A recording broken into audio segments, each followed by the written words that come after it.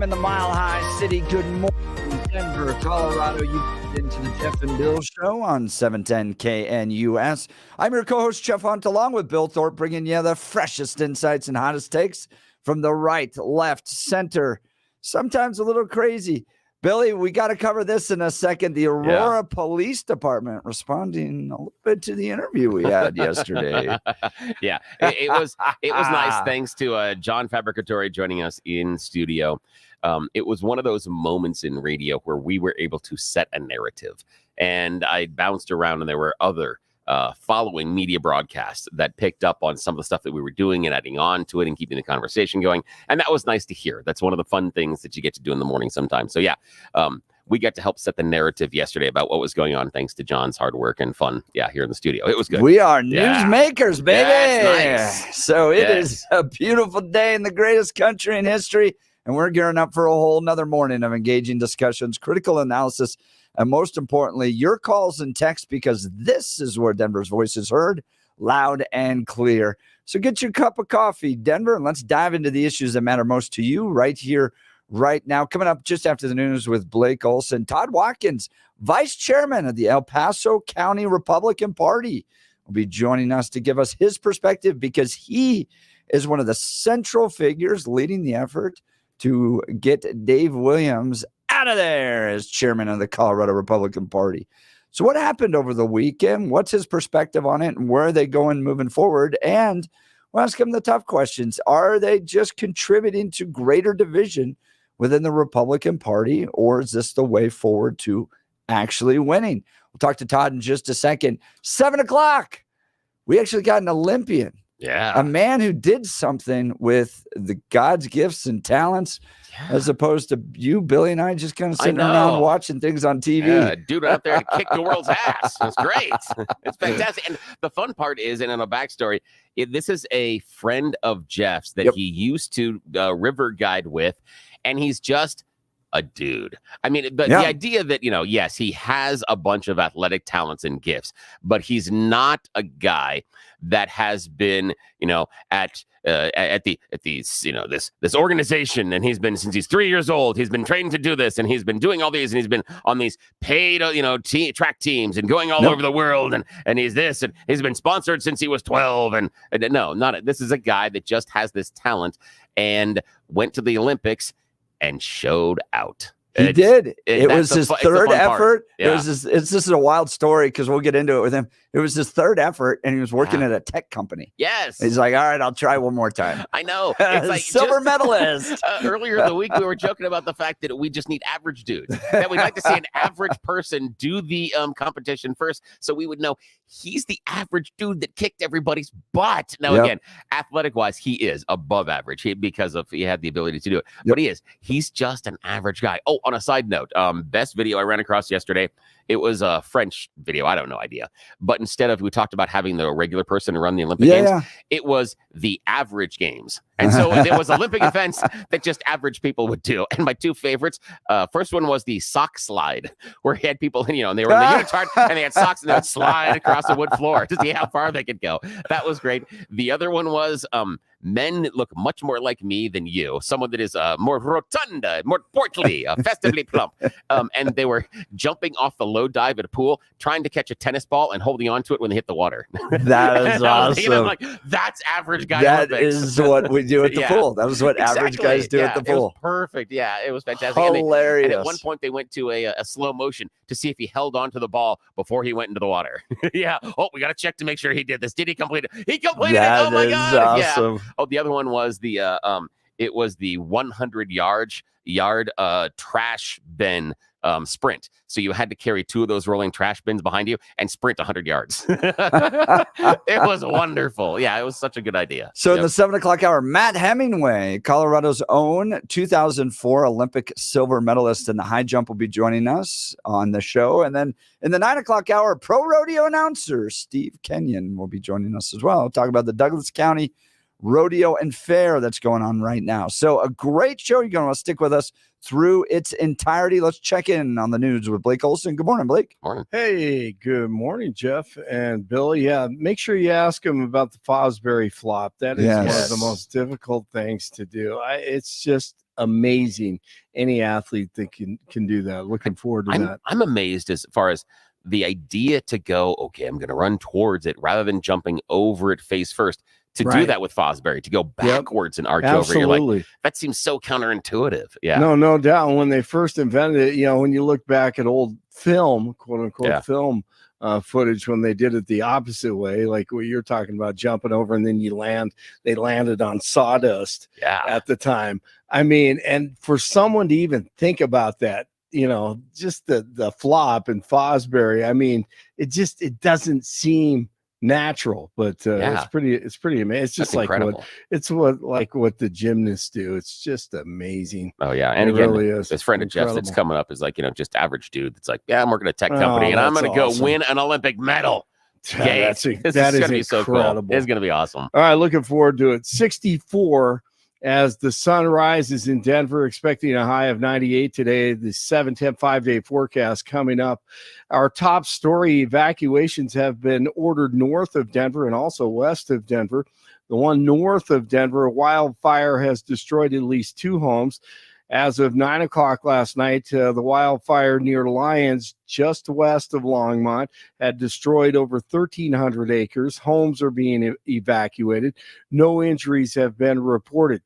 County officials in Boulder County say shifting winds have led to an expanded evacuation zone, and that slurry planes have been called out to battle the wildfire. That fire is just south about 10 miles from the Alexander Mountain Fire in Larimer County. It has grown to 5,080 acres and remains uncontained. Hot, dry conditions on Tuesday caused the blaze to more than double in size. 270 firefighters on the ground there.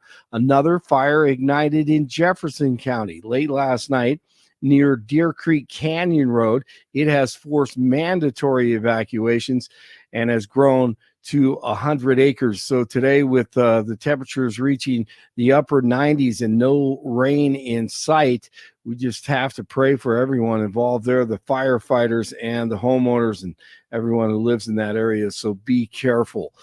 Denver police have arrested a man on suspicion of first-degree homicide after 2 people were found dead in the Central Park neighborhood on Monday. 44-year-old Nicholas Michael Bust called police Monday morning and said he found his wife on the ground bleeding and their infant daughter not breathing. While investigating, officers learned that the woman had injuries that were inconsistent with the fall and also noticed bruising and blood on Michael Bust's knuckles.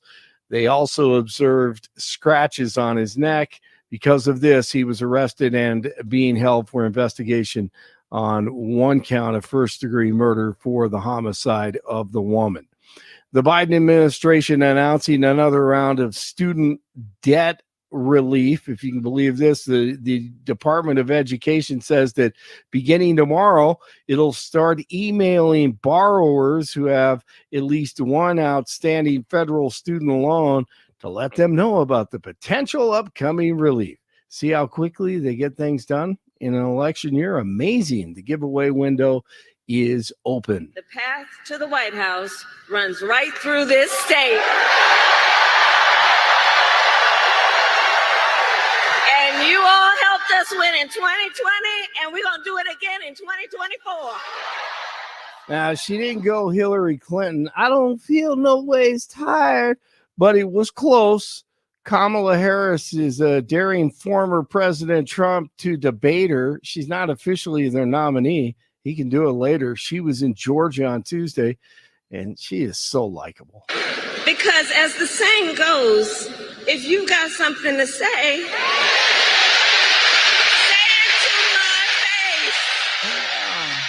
I'm sure he will. Blake, I've been thinking about the tactics of Kamala Harris right now, and I've got to believe that what she's trying to do is shore up her base, because none of what she's doing appeals to independent or moderates at this point. No, it is frightening. It has to be frightening to moderates or independents, you would think. I mean, but she's flip-flopping on everything. I mean, there are 20 issues that she has flip-flopped on. She's frightening. Anything else? I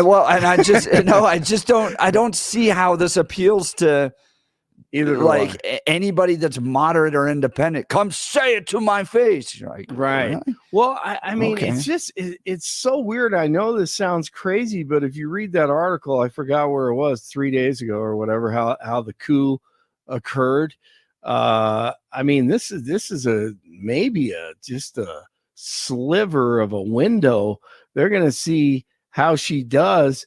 And then who knows, maybe we see another little trickaroo from the Democrats. I mean, there's no guarantee that she's going to be the nominee. I know that sounds stupid, but I mean, who knows? That's exactly right. Israeli fighter jets eliminated senior Hezbollah military commander in Beirut. Let's see. Ismail Haniyeh was responsible for the recent rocket attack in the Golan Heights that killed 12 children on a soccer field, and Israel's gotten rid of him, thankfully. Did the same person deny the Trump request that also denied the RFK request? That's a yes or no question. Senator, that is not a yes or no question. One, there is a process for a candidate nominee to receive protection. Does the buck stop anywhere? Does the buck stop bipartisan process that he'll participate. It's a bicameral, bipartisan process. What camera? For a candidate, you are not a Congress. You don't have a camera. Mr. Kennedy submitted a request that was referred over to the CPAC. Okay, you're refusing to answer the question. Let me ask, because the failures on that day were catastrophic. Ted Cruz just grilled acting Secret Service Director Ronald Rowe Jr. on Tuesday. He needs to be fired. So many just boneheaded mistakes. If he doesn't know where the buck stops, he needs to figure it out. It's hard to believe this wasn't a setup. When you listen to this, we'll have sound bites all morning long on this. It's just crazy. They're acting like the Keystone cops couldn't identify a threat, 30 minutes to 45 minutes out. Is crazy. News brought to you by Lair Fireplace and Patio, Denver's premier source for everything fireplace, patio, and grills. Locally owned and operated since 1954. Online at lairfireplacepatio.com. USA basketball team taking on South Sudan today in the Olympics. I wonder who will win that one. 61 in Parker, 59 in Superior, 64 in Denver. Jeff and Bill continue. Wednesday morning, hump day. Blake Olson, News Talk 710 KNUS.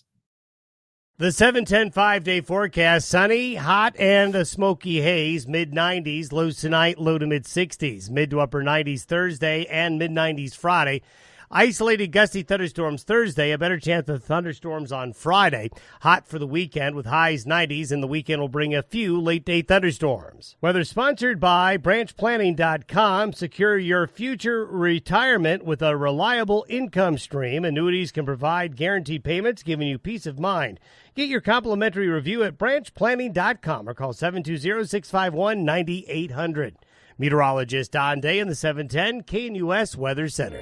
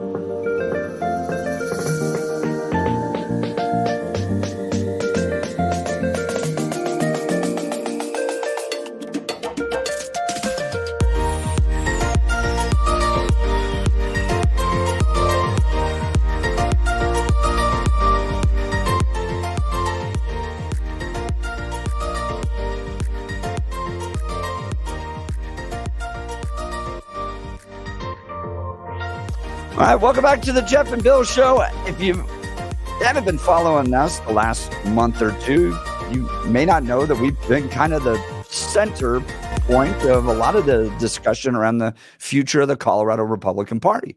We've had everyone from Steve Peck to Dave Williams to Ted Harvey to just about to Nancy Pelosi. We've had just about everybody on, and I've been very eager to get Todd Watkins on. And at one point or another, everybody's been mad at us. So yes, that's it.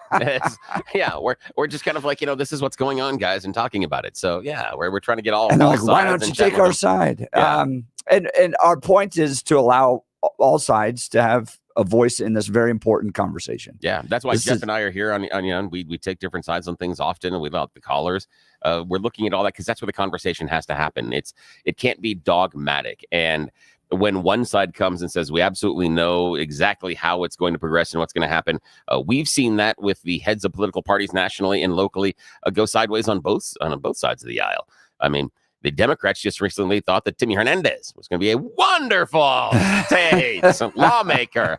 Yeah, the Democrat voters disagreed. So yeah, Timmy's out there looking for a new job. Exactly, and Elizabeth Epps as well. So yeah, the powers that be don't always. So Todd Watkins is the vice chairman of the El Paso County Republican Party, and he is really central in the effort to ousting Dave Williams as chairman of the Colorado Republican Party. He joins us this morning. Todd, thanks so much for being on the Jeff and Bill Show. Yeah, thanks. Good morning. Hey, good morning, gentlemen. So give us a sense of where things stand after this last weekend. From news reports, we understand that there was an effort to host a meeting by the Central Committee or members of the Central Committee of the Colorado Republican Party to have a vote. You have to get to 60% in order to oust Dave Williams. It looks like Dave Williams' camp filed a lawsuit that this wasn't legal, and the court, at least right now, has agreed with them. Can you give us an update on the work that you're doing and where things currently stand with the Colorado Republican Party? Sure. So I guess to kind of set the record straight, we asked, according to the bylaws of the state party, and I won't go into the minutia of how the bylaws play, one section plays upon the other and how you would do this. But we requested for a special meeting. We got the requisite number of support from the Central Committee to call a special meeting to hold a vote to remove the chairman. The chairman did not call that meeting. So according to the bylaws, if the chairman does not call the meeting after 10 days of receiving the resolution or the request, any member of the Central Committee can call that meeting. So I did. And we set the date for the 27th of July. And that was a Saturday, this past Saturday. And it would appear, well, more than appear, I suppose, that Dave and crew got a judge in Arapahoe to issue a temporary restraining order against holding that meeting. So although we feel that the TRO was not proper, in fact, it was predicated on false information, we respected the order when we held a rally instead. So we've appealed the TRO as of yesterday, midday yesterday. We expect the judge will probably overturn it, and then we'll press forward again. And when you say press forward, does that mean host another meeting, or are you going to wait till the meeting that Dave has called at the end of August here? No, we'll call another meeting before that. There's no reason for us to expect that we will actually hear this issue at the August 31st meeting. The language in that call seems to skirt that issue, and I don't believe that we will actually have a vote to remove the chairman at that meeting. I also want to point out that we've got a hold of text messages from Saturday between what we believe Dave, Hope, and I'm not sure who, to their attorney, asking that he go to the judge and charge the members who were present at the church in Brighton on Saturday with contempt of court because we gathered together in a church, said the Pledge of Allegiance, said a prayer, and talked about our political issues, which clearly supported by the First Amendment. So that would seem to be, I would argue that they are trying to absolutely trample on First Amendment rights here of his own committee because we don't agree with him, or we don't agree with his behavior and the way that he has managed that office. Yeah, let's talk about that. What is the chief reasons why you believe or why you're motivated to remove Dave Williams as chairman of the Colorado Republican Party? Todd Watkins. So first, I want to make it clear that between Dave and me, there isn't a whole lot of difference in political ideology, political worldview. The problems that I have, and we're finding that is the vast majority of the Central Committee has also, is the way that he used his office to campaign for his own effort in CD5. Clearly a political conflict of interest, something that should have been, it really should be proscribed within the bylaws of the party. My understanding is that in years gone by, I'm not a Colorado Republican Party historian or a member of long standing, that there were policies in place, at least policy agreements, where chairs or elected officers would not seek office or hold office while, sitting at the helm of the party because of that, exactly because of the political conflict of interest. But that is something that should have been patently obvious to somebody who's going to be the head of an enterprise level of an organization like this. You would not try to put a foot in two pools, because the optics alone are that you're using the party for your own benefit. And I would argue that he absolutely did exactly that. It's apparent to, I think, anybody who's paying attention.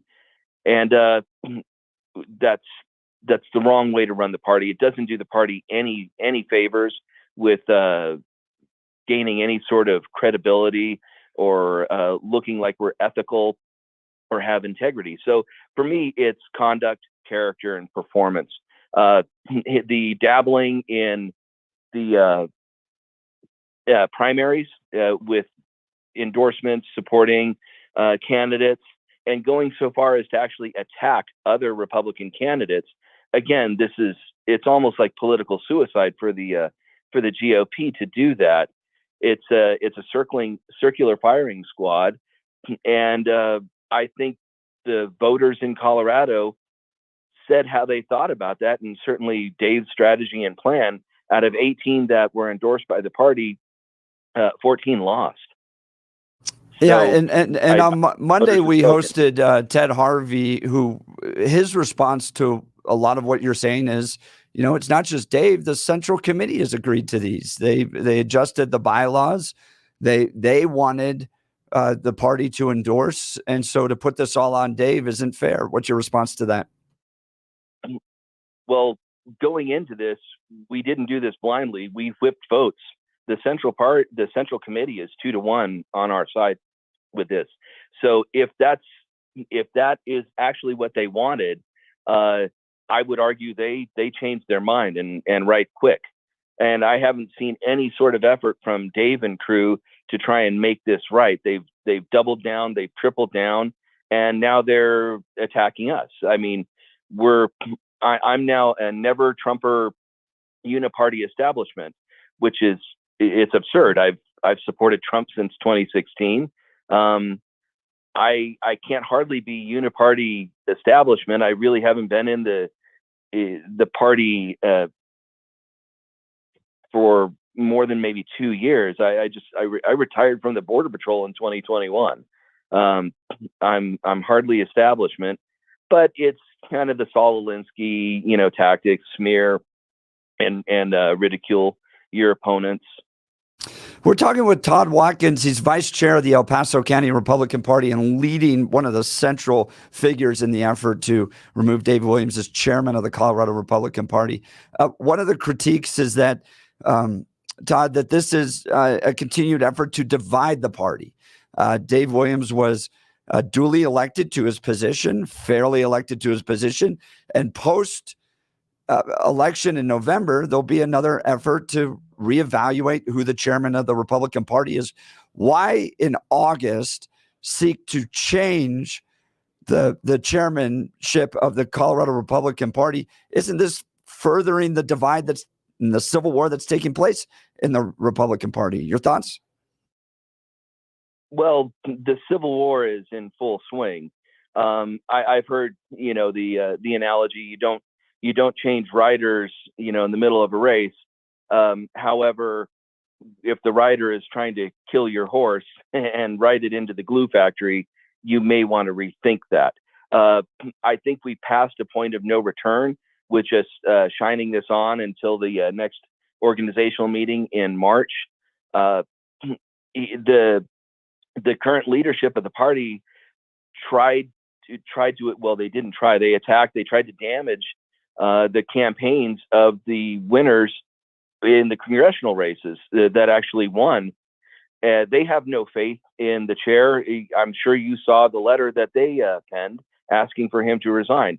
This all goes away if they step down. They should do the right thing, the decent thing, the professional and mature thing, and say, you're right, we got it wrong, and hand the reins over to someone that these people on the general ballot can trust.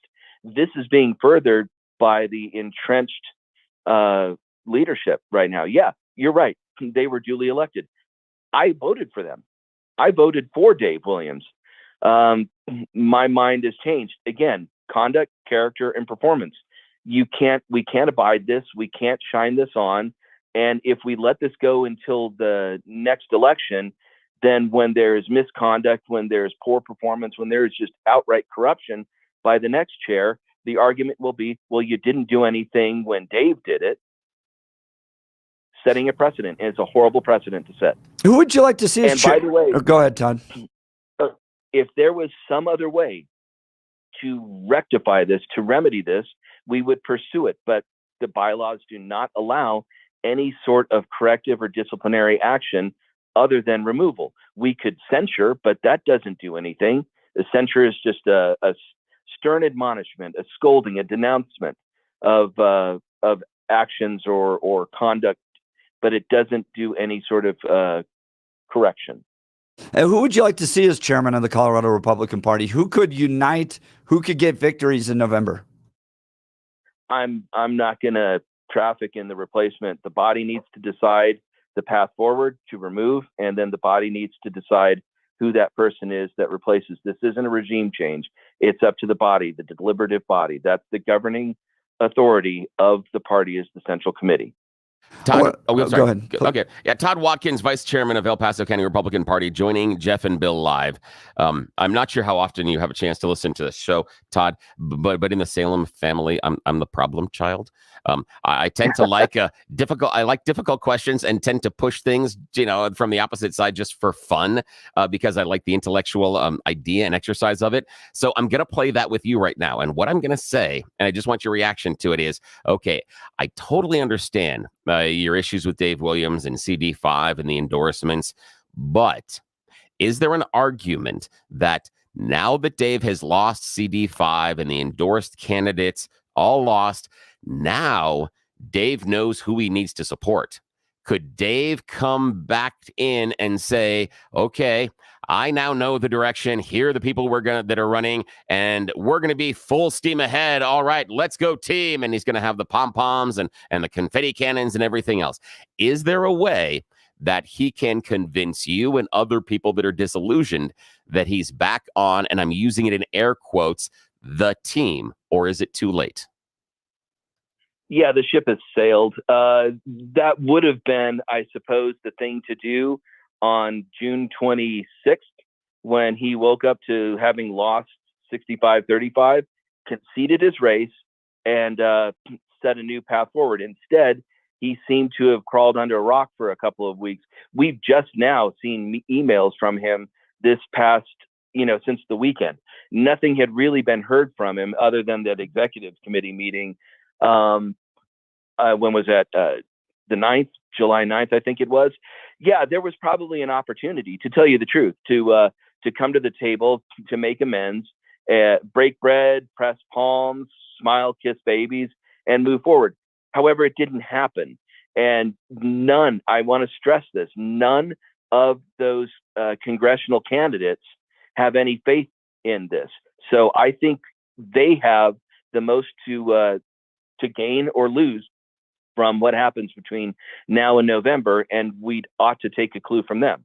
So back to Jeff's question, who would you like to see? Again, I'm not going to posit any names or stump for anyone, but this has to be somebody who can come in and conduct some emergency actions and save these races going into November. We have an org meeting in March.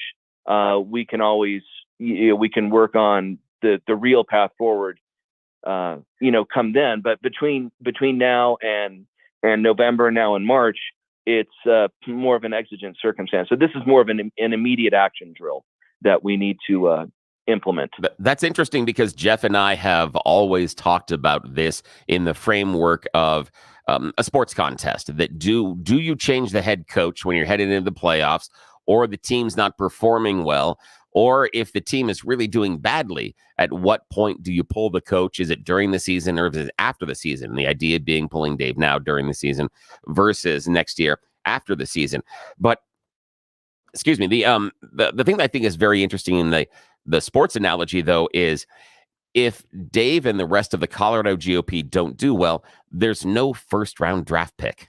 There's no light at the end of the tunnel. And I think that's what I'm hearing, the urgency on your side. And I want to see if I'm reading it right. The idea that if we don't do something now, it's going to make it more difficult to do something in the future. And we're not ready to raise the white flag for many Colorado races in the fall. And that it seems that if the party leadership had gotten it so wrong earlier, what faith do we have they'll get it right now? Is that fair? Well, so I don't know that I agree with the sports analogy here. It's not 100%. But if we're going to use that, I would have likened this more to a pitcher than the head coach. Oh, interesting. If the pitcher is throwing home runs, usually you take them out and put another pitcher in to finish the game. So that's kind of how we see this. We just need to finish this game and see if we can flip CD8. I still, I hold out hope for John Fabricatore, because we come from sibling organizations from Homeland Security. So there's a special place in my heart for the ICE guys. And I'd like to see him in CD6. I've had, more than a couple of conversations with John about this, and we see it the same way for whatever that's worth. But yeah, we're trying to save this game. I guess we can look at the rest of the season, once we get through this game. But I'm gonna kind of rest on that immediate action. I like This that. requires immediate action right now, not later. And our role here should be to hold what we've got as far as elected seats and expand that margin where we can. And I don't see this leadership team doing that. Okay, sure, Hope Sheppelman is now copying and pasting flyers for fundraisers and gatherings for the elected officials and saying, come join this as some sort of peace offering. But I mean, I know a lot of junior high kids that can copy and paste and put stuff on social media. I like I that. haven't seen any. Todd Watkins, I like that analogy of the pitcher in the game. I think that is a little bit more appropriate than changing the head coach, because the idea of, if it is the ace pitcher, the person that's supposed to get you through a certain number of innings, and that's the idea. And if the arm's shot for whatever reason, it is a short-term solution. No one's saying we need to have a new election for the party chair that's going to last through anything longer than next year. So you're doing the Right. Colorado Rockies, where you've given up 17 runs in the first inning, and you're like, anybody in the bullpen can throw now, because we are in a lot of trouble here. Now, we've had some individuals call in, both on air and off air, that have said there is a severe lack of communication from the chairman's office to individual candidates as far as planning, coordination, support. Are you hearing the same thing? And if so, what races, what stories do you feel this is impacting? I have heard that, and from what I know, mind you, this is going to be hearsay. I can't say that I've spoken to every single person across the ticket, but all of them. That's a good point. Yeah, all of them. I mean, maybe they are now. I know there was a Zoom call over the weekend. I think it was. The vice chairwoman Sheppelman put out a video, proclaiming how it was the be all end all of Zoom calls, and it was epic, and it was earth shattering and transformative, and the candidates were on. And I know I talked to at least one who was not on it. A couple others, I think, didn't even get the Zoom, the call-in information. So I don't know exactly who was on that call, but that, my understanding, again, I wouldn't swear on a Bible or the stand on this, is that is the first communication contact with the vast majority of these candidates. I don't know if they've been in touch with any of the ones that they say they favored, but yeah, I'll just leave it there. That's my understanding is, as you said. We're talking with Todd Watkins. He's the vice chairman of the El Paso County Republican Party. Todd, I want to pivot here just briefly and talk about your county party, the El Paso County Party. The chairwoman, Vicki Tompkins, has pushed forward a call on you to resign immediately as well, saying that she has lost all trust in you. I've watched as my vice chair over the past few months spiraled out of control and has not only affected my office, but the entire Republican Party in the state of Colorado. What's your response to your own chairwoman, Vicki Tompkins? I lost faith in her somewhere back around the assembly and caucus. She's mad at me because I tried to stick to our own county bylaws. So if we'll wind the clock back, and the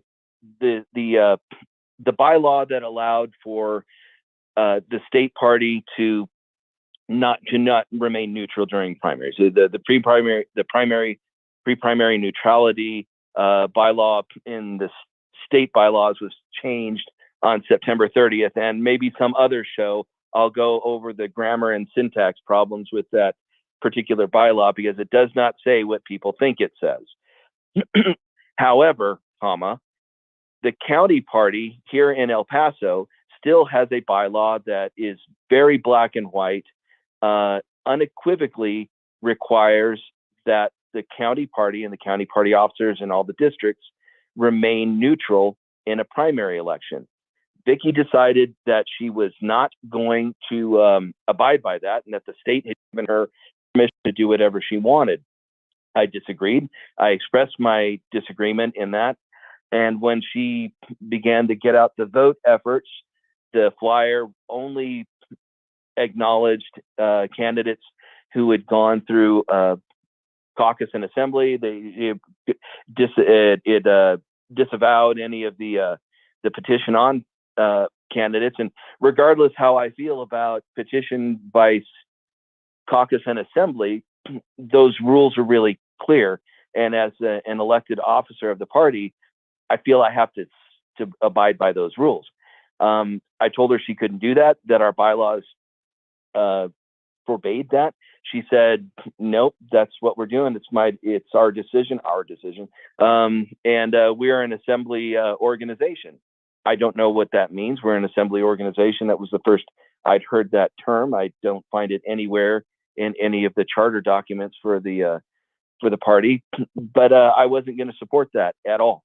And this coincides with the Dave Williams thing. These two things are all package deal. They're all one, and they're all together.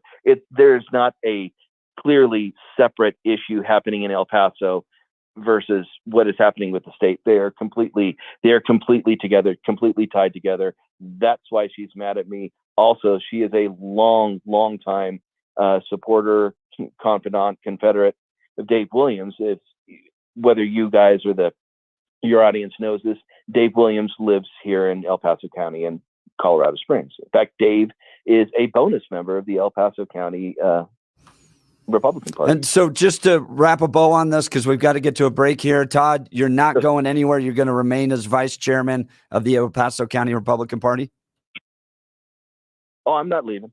All right. There you go. Well, Todd, I called on her there is as much chance that I will resign as there is of Vicki Tompkins resigning. Let's put it that way. There you go. Todd, I appreciate you coming on the show. Will you please keep us updated on your efforts? And as news breaks, we hope to have you back on the Jeff and Bill Show. Sure. Thanks, guys. All right. Thank you. Todd Thanks. Watkins, vice chairman of the El Paso County Republican Party and one of the central figures in the effort to oust Dave Williams. As Billy and I mentioned, we'll continue to have both sides of this conversation because this is the only place where it's going to happen. Yeah. We're the ones going to be able to do it. So, yeah, we appreciate Todd spending the time with us and being able to dive into the weeds. And I also respected the fact that he didn't endorse anybody for a potential replacement. Really? I don't. Yeah. Oh, really? I want to hear the plan, man.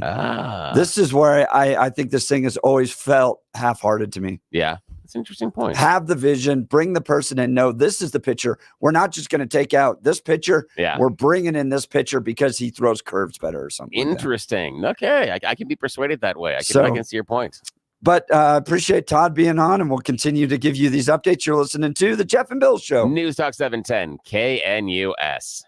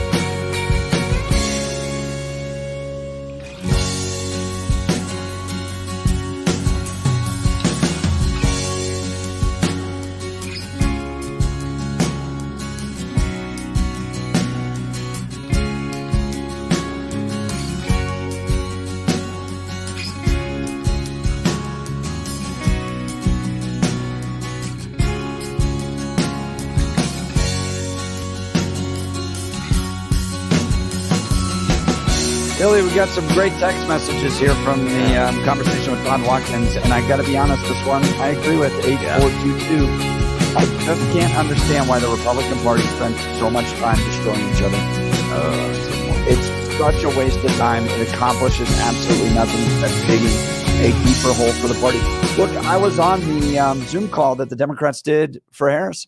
Yeah. And everybody's happy and everybody's getting along and they have music and they have DJs and we're going to win. Yeah. And you go to this Republican stuff and it's, you're the problem. No, you're the problem. No, you're the problem. I like that insight because that's one of the things, the questions I had about Joe Biden stepping aside is I sat there and thought, how are the Democrats going to coalesce naturally around one person, one potential candidate?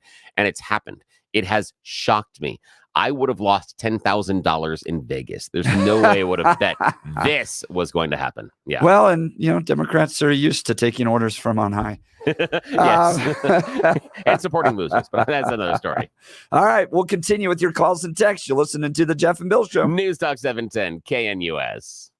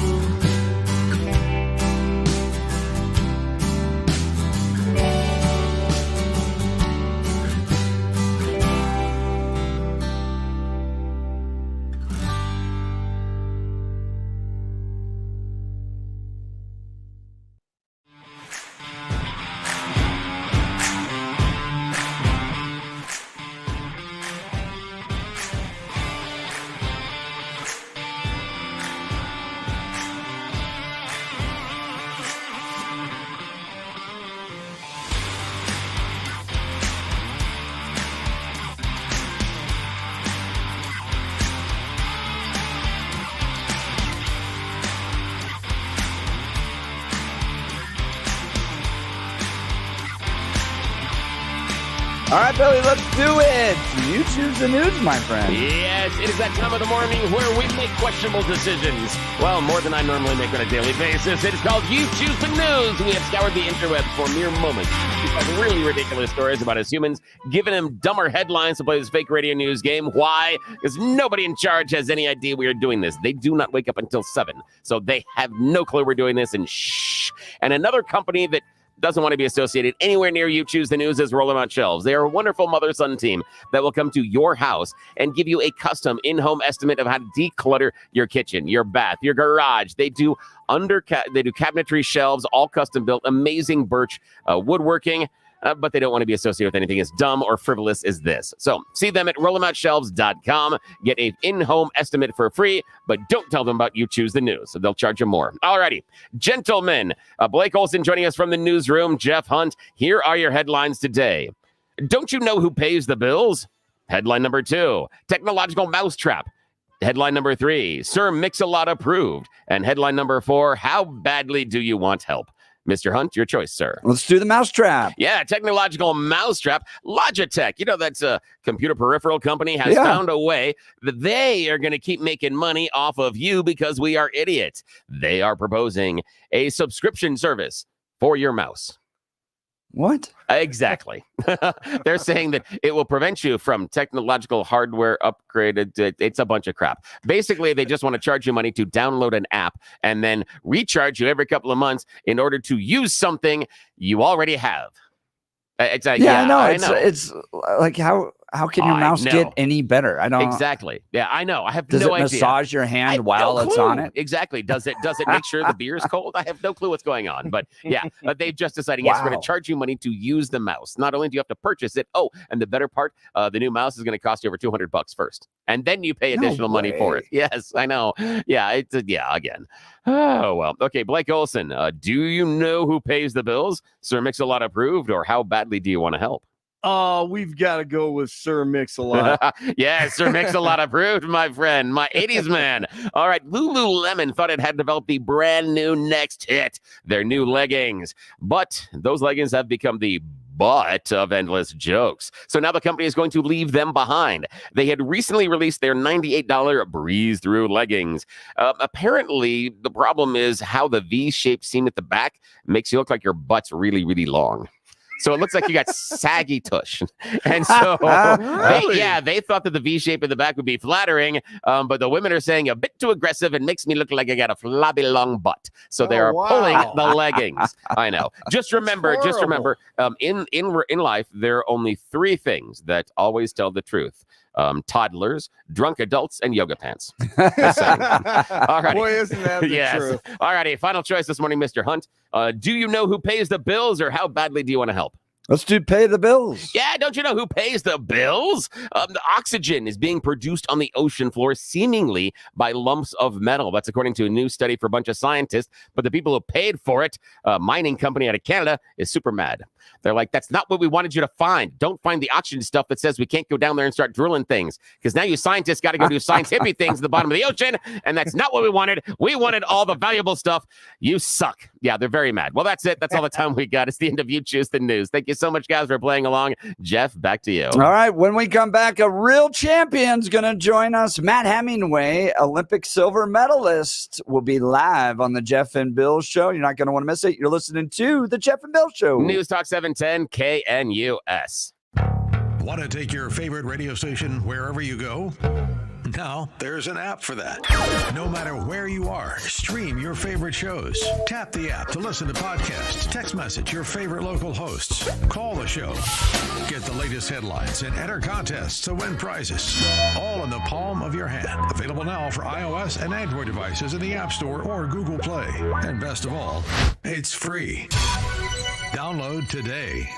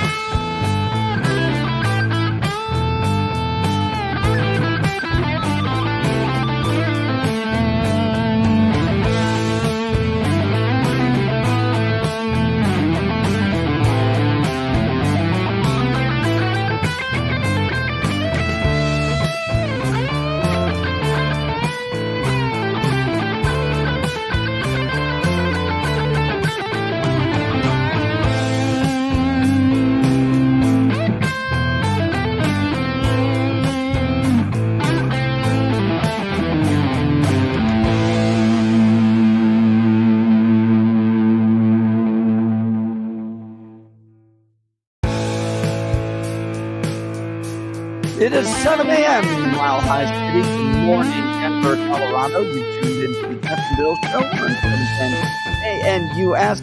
I'm your co-host, Jeff Hunt, along with Bill Thorpe, bringing you the freshest insights and hottest takes from the right, left, and center. It's a beautiful day in the greatest country in history, and we're gearing up for a whole nother hour of engaging discussions, critical analysis, and most importantly, your calls and texts, because this is where Denver's voice is heard loud and clear. So get another cup of coffee, Denver, and let's dive into the issues that matter most to you right here, right now. Billy, 7 feet 8 inches. Wow. That is how high Matt Hemingway jumped. What? 7. So he cleared Shaq. 7 feet 8 inches. He jumped over Shaquille O'Neal. That's nuts. I mean, think about that. He'd have to, and he would clear him by about 3 inches because I think Shaq's like 7'1". So yeah, dude would clear Shaq with his shoes on. That's crazy. Yeah, that is nuts. Our next guest, Matt Hemingway, coming up after the news. Silver medalist in the Athens 2004 games. This guy is the real deal, an American hero, a champion. And we're going to get a chance to talk to him about what it means to be in the Olympics, what it's like. Yeah. Like to walk out there, to be a part of it, to perform at that level, to succeed, to be the number 2 jumper in the world. Yeah. And the other part is, what's it like to get into those finals? Because we've all had pressure in our lives, but that's a whole nother level. That's a whole different type of experience when you are looking at a gold medal in the Olympics. Now, I talk about it. I'm a huge soccer fan.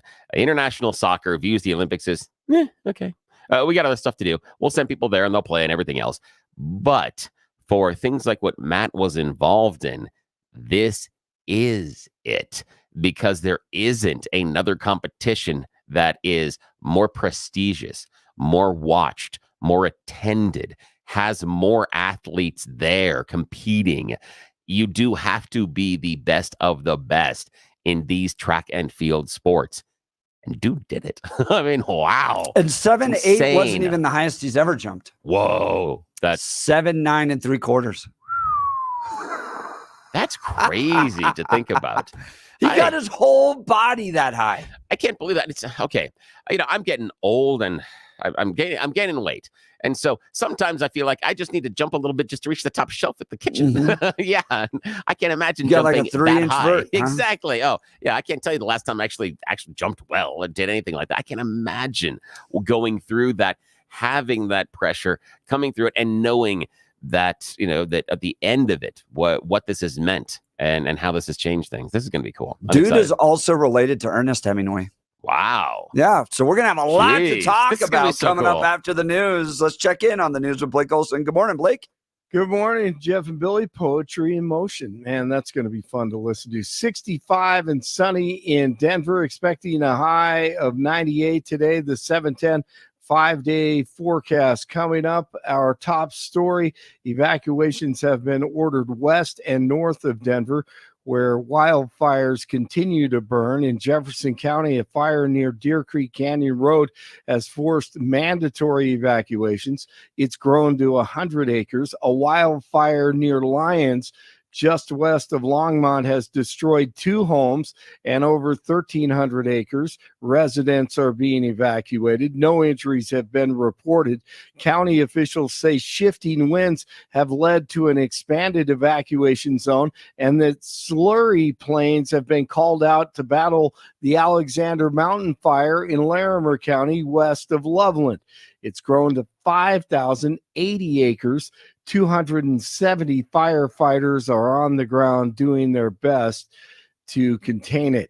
Denver police have arrested a man on suspicion of first-degree homicide after 2 people were found dead in the Central Park neighborhood on Monday. 44-year-old Nicholas Michaelbust called police Monday morning and said He found his wife on the ground bleeding and their infant daughter not breathing. While investigating, officers learned the woman had injuries that were inconsistent with the fall and also noticed bruising and blood on Michael Buss's knuckles. They observed scratches on his neck, and because of this, he was arrested and is being held for investigation of one count of first-degree murder for the homicide of the woman.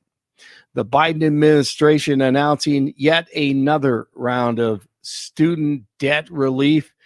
It is election time. 14 million Democrats voted for Joe Biden in the primary. Now the Democrat Party bosses believed his poll numbers were too bad, and they're going to install Kamala Harris as their new nominee, a person who has not received a single vote for president. J.D. Vance on the campaign trail, and so is Kamala Harris in Georgia, playing to the people. Nothing like a Northern California lefty going down home in the tall pines and red dirt. The path to the White House runs right through this state. And you all helped us win in 2020, and we're going to do it again in 2024.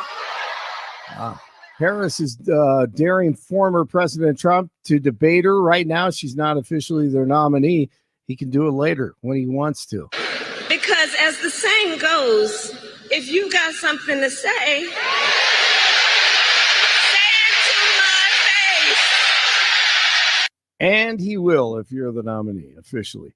Trump's invite to the National Association of Black Journalists convention in Chicago is sparking backlash. Trump will be participating in a Q&A today with political journalists about issues facing the Black community. The group's decision to host the former president was followed by the resignation of NABJ convention co-chair Karen Ataya. See ya. Israeli fighter jets eliminated senior Hezbollah military commander Ismail Haniyeh near Beirut last night. He was responsible for the recent rocket attack in the Golan Heights that killed 12 children on a soccer field. Secret Service leadership committed catastrophic security failures. Indeed, the worst security failures for the Secret Service since 1981, since the attempted assassination of President Ronald Reagan. It is incumbent upon this committee to determine why those security failures happened. Ted Cruz grilled acting Secret Service Director Ronald Rowe on Tuesday. No excuses. Heads should roll, or you will never find out where the buck stops. Is there a decision maker? It's not a bureaucracy, Senator. Give me the it's a person process. that's a decision maker. Is there one? Senator, it's a conversation. It's not just an absolute yay or nay. So let me tell you what I believe. I believe that the Secret Service leadership made a political decision to deny these requests. And I think the Biden administration has been suffused with partisan politics. Did the same person who denied the request for additional security to President Trump also repeatedly deny the request for security to Robert F. Kennedy Jr., whose father was murdered by an assassin and whose uncle was murdered by an assassin? And Rand Paul. I've been part of this investigation since the very beginning. That was the wrong one. Here's Rand. Yet the media has shamefully moved on to other stories, and Google has been caught trying to suppress iconic images of a bloody Donald Trump, images showcasing the resolve of our nation in the face of the attack. But the American people have not forgotten, and we will not forget. There is no question that this was a monumental failure by the Secret Service. They had one job and they failed. We know that. What remains unclear is who specifically failed. Exactly. USA basketball, their team takes on South Sudan today in the Olympics. The Rockies lose last night. 60 in Larkspur, 62 in Lafayette, 65 in Denver. Jeff and Bill continue Wednesday morning. Blake Olson, News Talk 710 KNUS.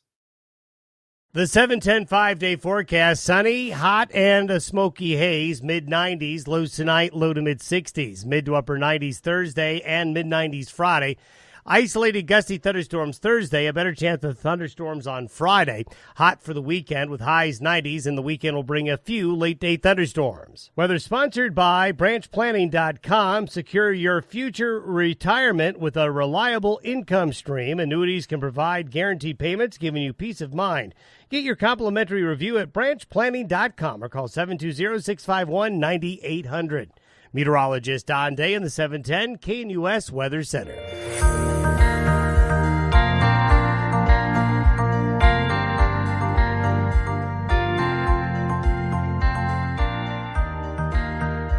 So, Billy, only about 0.00017% of the world's population will ever compete in the Olympics.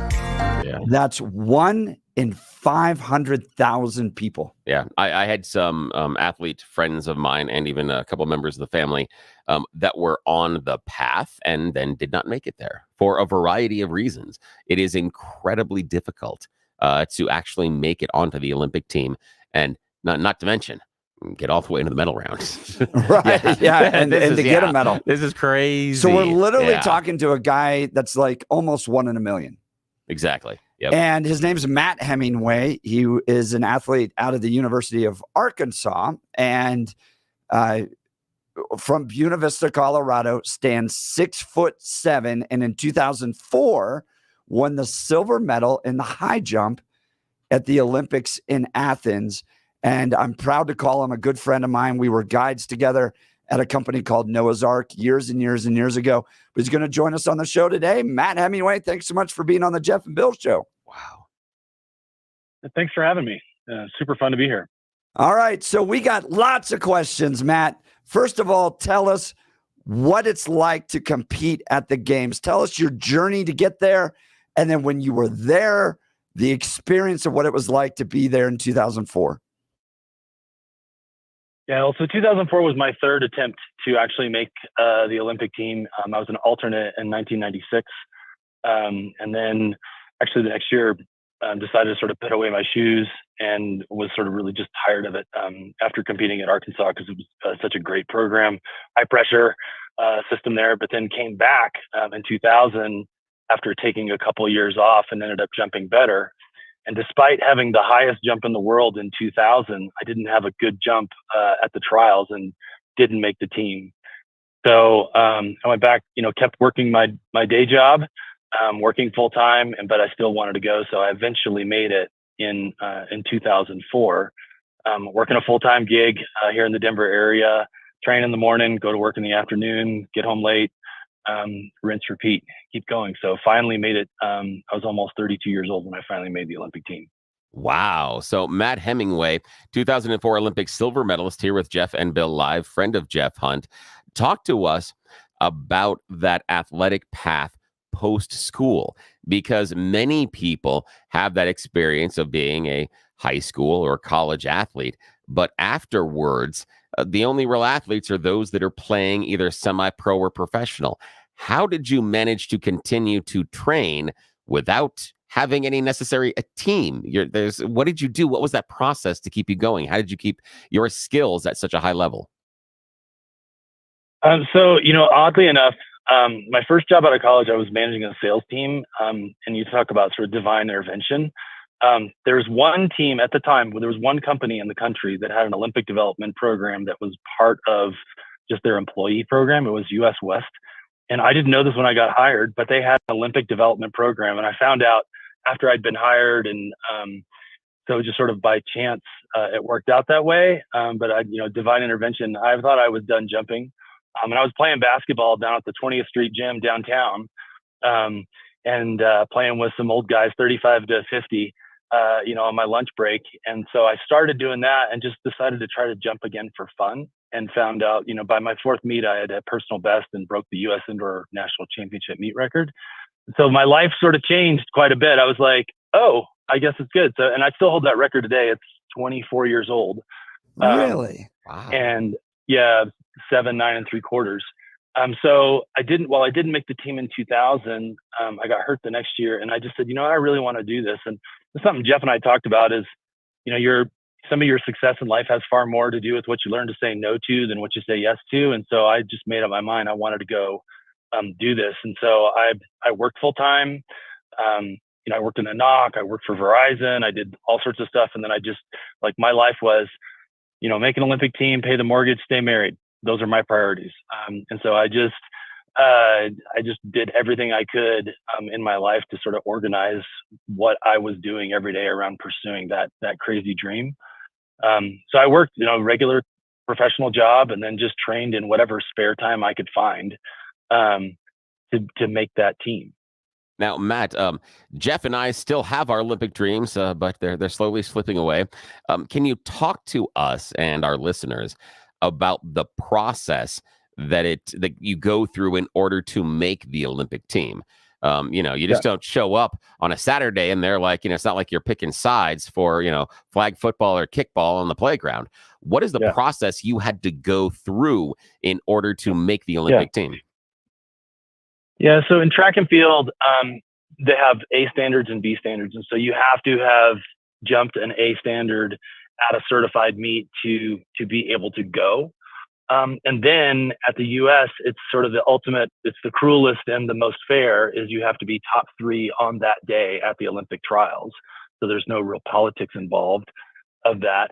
And so I had to jump at the time, the jump was 2 meters, 6.5. I had to jump that by the Olympic trials, and I had to place at the top 3. So when I went to the trials, I didn't have the qualifying standard, and I knew I had to do it that day. So I did it on that day, made the Olympic trials, got second at the Olympic trials. And you have to do it then, and then you get to go. But if you are like, as I said earlier, I had the highest jump in the world in 2000 and did not have a good day. I think I got 11th. Despite being the best in the world at that time, I didn't get to go. And so you have to bring it, and you have to execute on the day when you need to execute. And you can't just have the talent. You got to make it happen when it matters. Talking with Matt Hemingway, 2004 Olympic silver medalist. So Matt, what is it like to be a part of the Olympics? How long are you there typically? What's the residential situation like? What do you spend your days doing? Give us some insight as to what it is like to be an athlete at the Olympic Games. It's really cool. I went, you get there, you get all your gear, lots and lots of gear. And then you go to the village in Greece. Serious security. You couldn't get close to the village without going through a lot of going like twice as much security as flying somewhere. But you're basically sort of hanging out, and you're at that point of your training cycle where you're not like doing a bunch of work. You're just trying to stay tuned up and let your body be rested and ready for that. But the interactions with the other athletes is great. You see people, for us, we had massage and all the sort of physio treatment we needed, but a lot of time just hanging out and watching TV and watching other athletes. And to me, the coolest part was being able to sit down, and I was watching TV, and I was sitting there going, man, I recognize some of these people, as a gymnast, Carly Patterson, and the Ham brothers, a guy named Shane Hammond, and this other guy. And I was like, man, that guy looks familiar. And then I'm sitting here in this room, and it was like Andy Roddick. So you get to be around all these other phenomenal athletes. And so that's, on the American side, but you also interact with people from all over the world who they have the same dream that you have, and they've worked really, really hard to get there. And so there's sort of this camaraderie and appreciation of each other, and for everybody's gifts and talents and how hard they've worked. So the village is really cool. And we'd heard people don't like the Americans when you're there, and I couldn't find anything further from the truth. People are just people, and they put their, especially at the Olympics, try to put your politics aside and just go compete and love your sport. I want to talk about your actual competition, the day of the competition, and how it progressed through the Olympics. You ended up jumping 7 feet 8 inches. It gets you a silver medal. Walk us through those. Maybe it's a few days, or maybe it was a day of the actual competition. Yeah. So, you have your qualifying round, which is typically you have about a day and a half between qualifying, or 2 days between qualifying and finals. I actually was the last guy to make the final. And I just remember like standing back there when I was in the prelims, and I was like, I am going to jump over that bar. If I break my leg in the process, I'm okay, but I'm making the Olympic final. Just sort of like, I knew I'd done the work, and I was like, I'm going over that.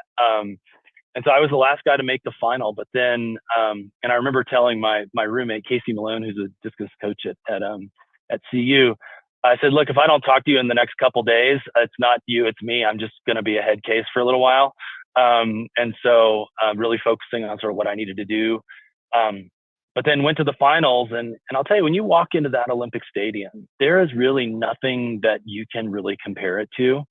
I walked into the stadium. I remember kneeling down on the track at the start of the 100 meters and going, so this is the big show.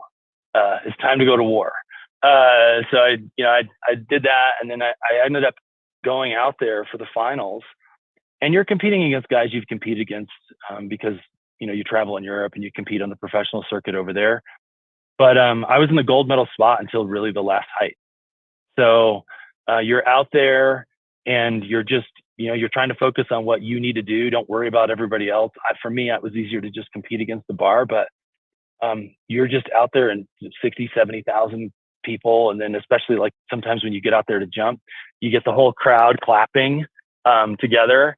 And there's just a ton of energy around that. And you just realize how fortunate you are to be able to get out there and compete for that. And so when you get to the final jump there and you're getting to the finals, who are you competing against? And how did that final showdown go? So interesting. I was in the gold medal spot. There was a guy named Jaroslav Baba from the Czech Republic in second, and another American, Jamie Nato, was in the bronze position. But the guy who was world number one was a guy named Stefan Holm from Sweden. And Stefan was really ranked number one in the world and was really the pick. And I was in the gold medal spot, and Jamie and I were talking a little bit, and he's like, we're going to medal. And I said, man, it's not over, dude. This is Stefan's a gamer. And so I jumped 2 meters 34, like 4 or 5 of us, which is the 7, 8 1/4. And Holm cleared the next bar, which is 2 meters 36, 7, 8 3/4. And I went from gold to silver. And then Baba went to bronze. And so, you just never know. So, in that moment, I was, obviously you want to win gold, but at the same time, I remember, after it was over, 2 things jump out at me. Is the guy named, for the listeners that know about high jump, the guy named Dick Fosbury, who invented the technique. So Dick Fosbury, who I'd known for years, ran out of the stands and came and gave me a big high five. And as a high jumper, when Dick Fosbury comes to see you, you've arrived, so to speak. And so that was a really fun moment. But then I was going through the media line, and one of the most memorable moments was somebody from some company. Sorry, you media guys always want the drama. So they said, so how does it feel, or how disappointed are you that you lost the gold? And sort of my response was, I had never thought about this, but I just said, listen, you win a gold, you win a silver, and you win a bronze. And if you're upset with winning an Olympic medal, you have issues. And I just sort of walked off. And I think that's a better perspective to have, is that, like, as Jeff was saying, there's a very small percentage of people that get to go to the games. And then when you look at the number of people that actually medal, you should be appreciative of that. Now, sure, I would have loved to win a gold, but I'm not going to sour that moment by trying to and focusing on the negative. Now, Matt Hemingway, 2004 Olympic silver medalist, joining Jeff and Bill live, good friend of my partner, Jeff Hunt. One of the things that I have a hard time wrapping my head around on your Olympic experience is it's an individual sport. I'm a team sport guy. And one of the hardest things for me has been sitting on the sidelines and watching the game slip away, because I'm not between the touch lines being able to impact what's going on. If we come to the end and the ref blows the whistle and we've lost and I'm on that field, okay. But it's hard for me to watch that game tick away when I can't impact what's going on. How difficult is it in the individual sports to know that you jumped, but you now are dependent upon other people's performances based on where you're going to rank. How difficult is it knowing that the Swedish guy's coming and you're like, oh boy, but you can't run out there and trip him? Well, you could, but then they'd kick you out. I mean, how hard is that? Yeah. I guess my mindset's different around that. So there's a different sort of psychology to individual sports versus team sports. But for me, I really focused on me competing against the bar, and I had set pretty high standards for myself. I knew that if you looked at Olympic history, you would see that, like, if you jump between, it's all metric, 235 and 236, you were going to probably medal somewhere in there, and you had to do it with no misses. And so I had 0 misses going into the highest heights. And I knew that if I did that, if you execute your game plan, then you put yourself in a good position. You can't control that. You can't control what everybody else does. So I could only focus on the things that I could control. And so I focused on that and let the chips fall where they may. And I know that, I had done the work. I had done, I had told Jeff this, like every day for a year before I went to bed, I did at least 10 perfect mental visualization jumps. I wrote, positive stuff in my journal. I can jump clean through 2 meters 36.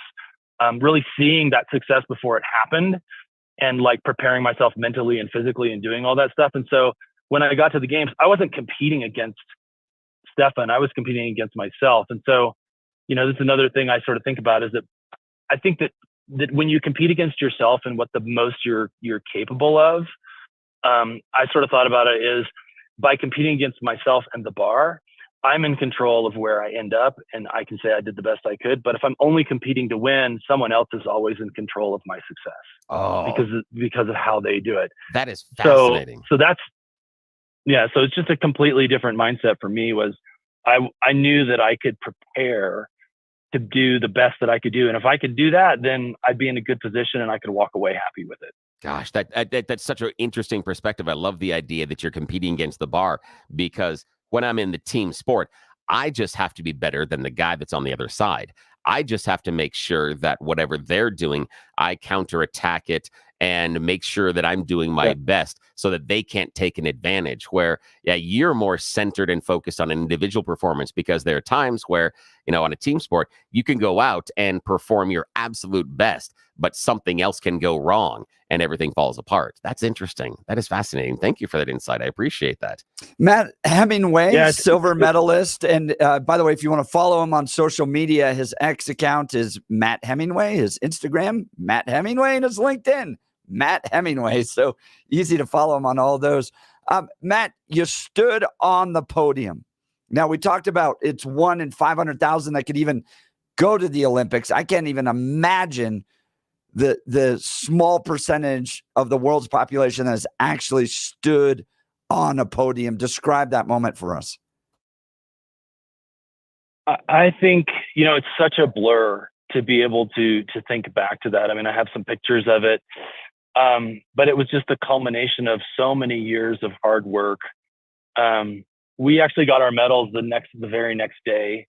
And, I think one of the things that really struck me is, I had lost my dad about 4 years before the Olympic Games, who was very influential for me. And I think it was August 22nd, which, my brother's birthday. So I won the medal on my brother's birthday. Happy birthday, Josh. Anyway, but being there and being able to represent your country, my dad spent 24 years in the Marine Corps, did a couple tours in Vietnam, was a POW, all those sorts of things. But to be able to represent your country and to put your best foot forward on a world stage, just a complete honor to be able to do that. And just grateful for all the people that came before me and have fought for my ability to be able to go do and, run, turn left, and jump high. So, it was a great experience. Now, competing, college athlete, high school athlete, putting on that uniform of the school is important. But talk to us about how it feels when you pull on that uniform that says USA and you walk out into that arena and the world is watching. Does that uniform feel more important Does it feel like you are carrying something that is almost larger than you are? Because you were talking about how important it is that you could represent the USA. But what's it feel like when you get to pull on that jersey? I think it's sort of like in that moment, I don't know the jersey, but like the moment of just being out there and being part of Team USA and knowing that you are one of the few people in the world that get to go do this. There's a gravity to it that you just can't really describe because you sort of you have to sort of appreciate the privilege that you get, but also understanding too. I guess sort of the internal, the emotion of I have spent my entire, literally 20 years almost chasing this crazy dream. And knowing how much work you have put in to do that and then say, we're finally in this moment. And so sort of the combination of those, there's sort of an emotional welling up of like, okay, but you also have to contain it because if you get too emotional, you can't go out there and do what you need to do. And so, I was one of those people who would get out there and I use the emotion for you, but at the same time, you've got to temper it because you have a job to do and to be focused to be able to execute. That's got to be the hardest because you're part tourist, but you're part athlete inside of that arena. That's got to be tough. And now I've got to talk to you about the technique. You talked about Fosbury. Now the famous thing is the Fosbury flop inside of the high jump. Now, I don't want to start any controversy, but are you a fan of the Fosbury flop or should we be diving headfirst over that thing like they used to? And talk to us about the technique and why you chose it and about the Fosbury flop and what it allows you to do in order to eventually win a medal. So the flop is just biomechanically, it's a much more efficient technique. The world record, I think the longest record in track and field is the high jump. By a guy named Javier Sotomayor, who jumped 8 feet a half inch, which is 4 or 5 inches higher than what you did with the old technique. So, nobody does any of the other techniques anymore. And it was sort of the culmination of the landing system. So the pads came around. And so Fosbury was one of the first guys to do it. If you look for really old videos of him, he actually is jumping into sawdust, which is not something I would recommend for anyone. But it's a great technique. It's very efficient. It allows you to leverage all your speed, but it's a complicated set of actions. And so you got to have that combination of being able to be athletic and to be a jumper and to be fast, but at the same time have good body awareness, especially being upside down. It's very counterintuitive because coming in, turning to the left, and then getting your back towards where you want to jump, that's against every instinct that a normal human has. Watch a bunch of 5-year-olds. None of them do that. We got a picture of Matt going over the bar right now on the video. So you can see that form. That is just remarkable. That arch. My lower back hurts. I have lower back problems. Look at that bleach blonde hair too, man. You really were a product of the 90s. Dude, that's amazing. And to think that Fosbury did that backwards into sawdust. That's just crazy to think about. He's like, well, I'm going to land on my back doing this. You're like, wow, that is absolutely crazy. In the technique, what is the hardest thing to accomplish? What's the thing that was the most difficult part about the Fosbury flop for you? A lot of it's just like timing. So because you're jumping, like you have to have enough speed and you're converting your horizontal speed to vertical lift.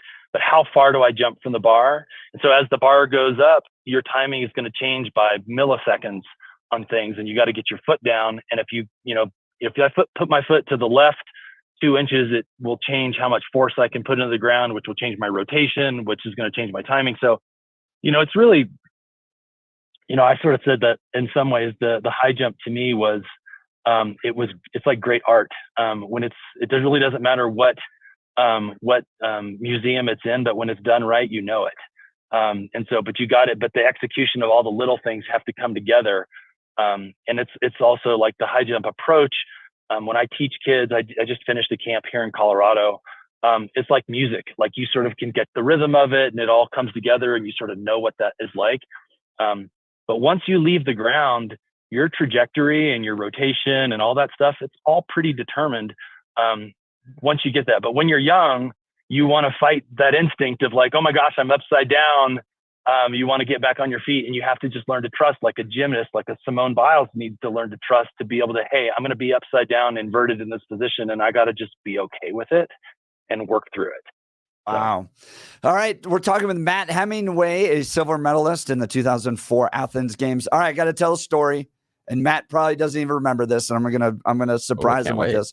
All right. So it was my first year as a guide, very first year as a guide. We used to do this thing called the Run Guide Ride, which was a race competition of all the guides to see who could raft through Browns Canyon in Buena Vista the fastest. Oh, that's so we'd race each other. Oh, I love Okay, this. so I was in Matt's boat.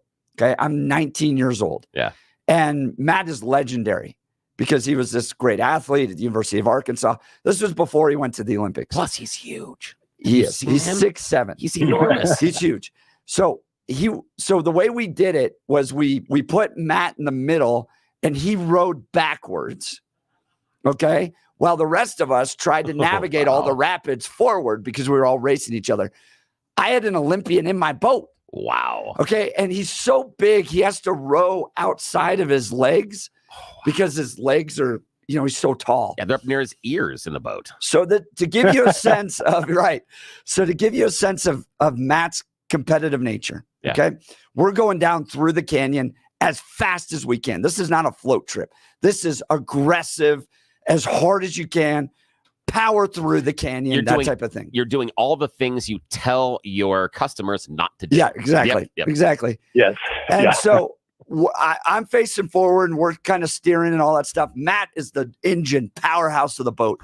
The dude is working so hard that he's puking out the side of the boat while he's rowing. Oh my goodness. That's an athlete. That is an athlete. My he man. was pushing himself so hard. He's sitting there rowing, and puking out the left side of the boat. Oh my goodness. And I have so much respect for you, Matt, because this comes from a college athlete that during spring and summer soccer training definitely stopped running a few times to throw up and then kept going. So I get that, man. That is fantastic. I know when Jeff said that, I know exactly where you were performance wise. I get that. I have been there. You're like, oh, this is going to come up. And then you just and then you got to rally and go. Nice job. That's impressive. So Matt, we've got to keep moving. We've got to wrap up here, but you do a lot of speaking as well and help people. You mentioned coaching, but you also provide some good inspirational messages to people. As we wrap up here, tell us about the types of speaking engagements you provide. Yeah, so I work a lot of sort of motivation. I tell a lot of my journey. And so, one of the great things of my journey is having been in business the whole time and currently I'm vice president of sales and operations for a software company, Axient, here in town. But I leverage a lot of my experience as an athlete and coaching and teaching people what it takes to be great, what it takes to be good, building a winning culture, really developing your people and those disciplines every day. One of my talks, I talk about sort of having clarity, for my journey was, having clarity of what do you want to do? What is your passion? But the same, passion's a great initiating force, but it's not a good sustaining one. Perseverance is a really more important one that you really need to have.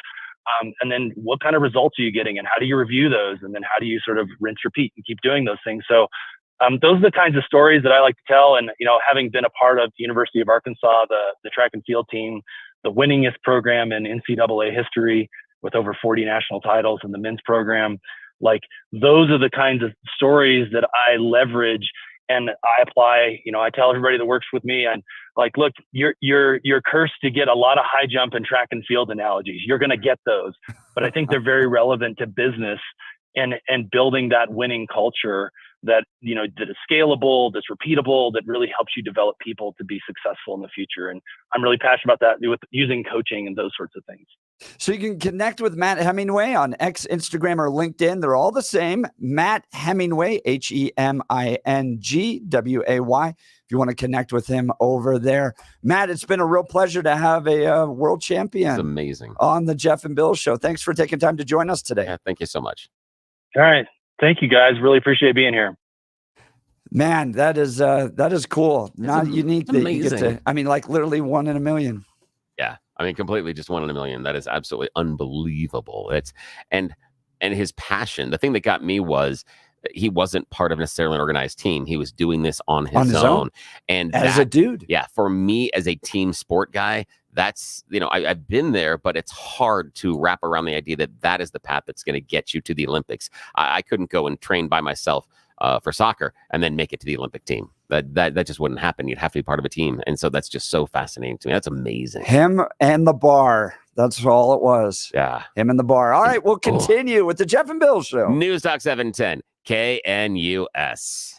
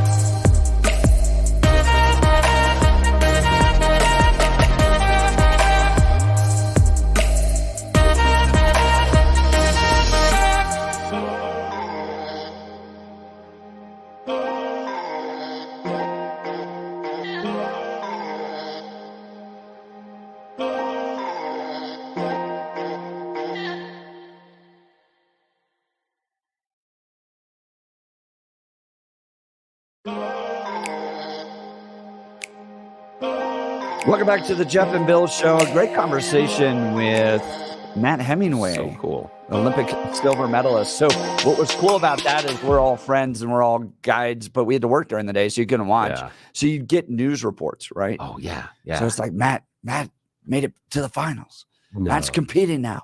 And all that stuff. So it was kind of cool to That's got to be watch that go. crazy that it's your buddy and that, the dude that you're hanging with all the time, goes to Athens and then ends up in the medal round and comes home with the medal. That has got to be something absolutely surreal.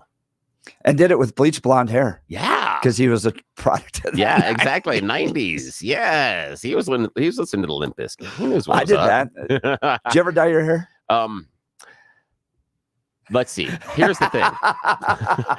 Ooh, I tapped into a vein I want to follow here. This is the thing. Okay. Sorry, I thought the music was over. I thought it ended. Okay. No more Creed right now.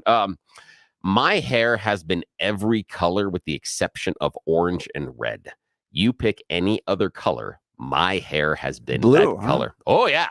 Yeah, my hair's was been it blue. soccer oriented? No, this is just because I'm a weird kid. And the blue was great because the blue was one of the best. It was the guy that was doing my hair at the time knew that I had no fear. And he's like, listen, I got this thing that just came out of Paris. It's this brand new hair dye, blah, blah, blah. Do you want to try it? He goes, I've never done it before. I'm like, heck, I'm all in. I got no fear of this. Sure, what am I going to do? And he goes, and we'll do it for half price because I got to test this out, etc. It was an iridescent black blue. So inside, my hair looked black. And then when it went outside, it shimmered with this dark blue. It was so cool, but it was very, very expensive. So I could not afford to get it a second time. But when I had it, oh my Lord, that was my favorite. At one point, my hair was so, I had it, again, parts of my head shaved, everything else. I had one side of my hair was really, really long, and the tips of it, just an inch, were dyed blonde. And the blonde, so it created a line that went up the side of my right side of my head. Yeah. Again, it was a creative outlet for you, Billy. Oh, you have no idea. I did the NSYNC 90s. Oh, there you go. They changed. Blonde. I went to Mullen High School. They changed 3 different rules about hairstyles because of me. 3. The Thorpe rule. Oh, there was. I think 7 dress code changes while I was there because of things I would do, because I would find the loophole. Yeah. Yeah. As someone who worked in education, if there's a rule, it's because somebody broke it at one point. Exactly. We had to write it in there. Oh, yeah, exactly. We have a no camping ban at CCU because there was a guy that lived out in the woods all semester. I know where those woods are. Lived in a tent. Yeah, you sure could do that. You sure could. Yep. Look, if you're considering selling your home, go with the team that's not only going to give you top level service, but will help you earn more from the sale of your home than any other agent. Gay Ribble is proven to get more for her sellers because they have ready buyers looking for a home in your area. They don't just make this claim. They can sit down and actually show you a list of over 14,700 buyers. This gives you an immediate advantage. Sure, you can hire an agent to sell your home, but isn't it all about how much you're going to get into your pocket after closing? Empower Home Team specializes in making sure you make the most amount of money. They will sell your home at your price or Gay will buy it. Guaranteed. Reach out to my friends and realtors, Gay Ribble and the Empower Home Team at Keller Williams. Call 833-301-SOLD or go to gayhasthebuyers.com. That's GAYE, hasthebuyers.com. Billy, I'm on my way to becoming Alan Roach today. Yes, you are. And at least people should call Gay Ribble with Empower Home Team and stop living in tents on campus. Yes, that's right. Stop doing that. All right. So you're listening to the Jeff and Bill Show. News Talk 710 KNUS. Soon Jeff's going to be an Olympic announcer. Want to take your favorite radio station wherever you go? Now, there's an app for that. No matter where you are, stream your favorite shows. Tap the app to listen to podcasts, text message your favorite local hosts, call the show, get the latest headlines, and enter contests to win prizes. All in the palm of your hand. Available now for iOS and Android devices in the App Store or Google Play. And best of all, it's free. Download today.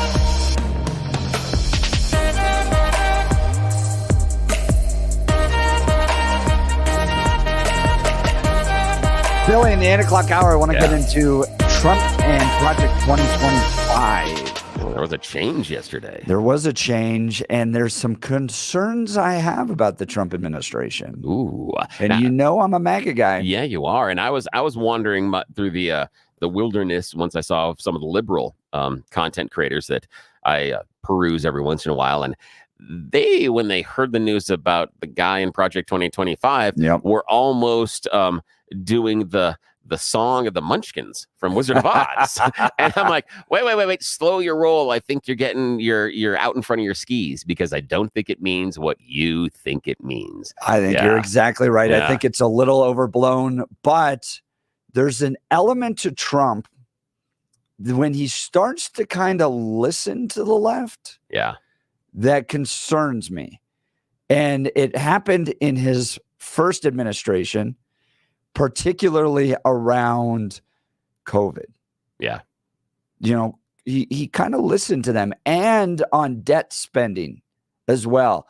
And I go, those are the times where I get a little nervous, because the reason I'm a Trump guy at the end of the day is about policy. I like his personality. You know, I like the fact that he's a fighter. And he's going to go out there and I think take it to the deep state. But I'm not just Trump for Trump. Here's the weird part. I'm Trump because I want conservative policies pushed forward. What I'm worried about, and this word, I should start this at 7:56. Thing that worries me, and I'm not sure this is a fair critique. What worries me about Trump in many ways is I believe he takes the advice of the last person he talks to. That worries me. That is funny. So we want to get into this and more. Is the Project 2025 demise a good thing, you think? Is it a demise? Trump called it a demise. Yeah, is it over? Ooh, I don't think we've killed that how witch about yet. you conservatives? How do you feel about this? Because I like Project 2025. We'll get into this and more. You're listening to the Jeff and Bill Show. News Talk 710 KNUS.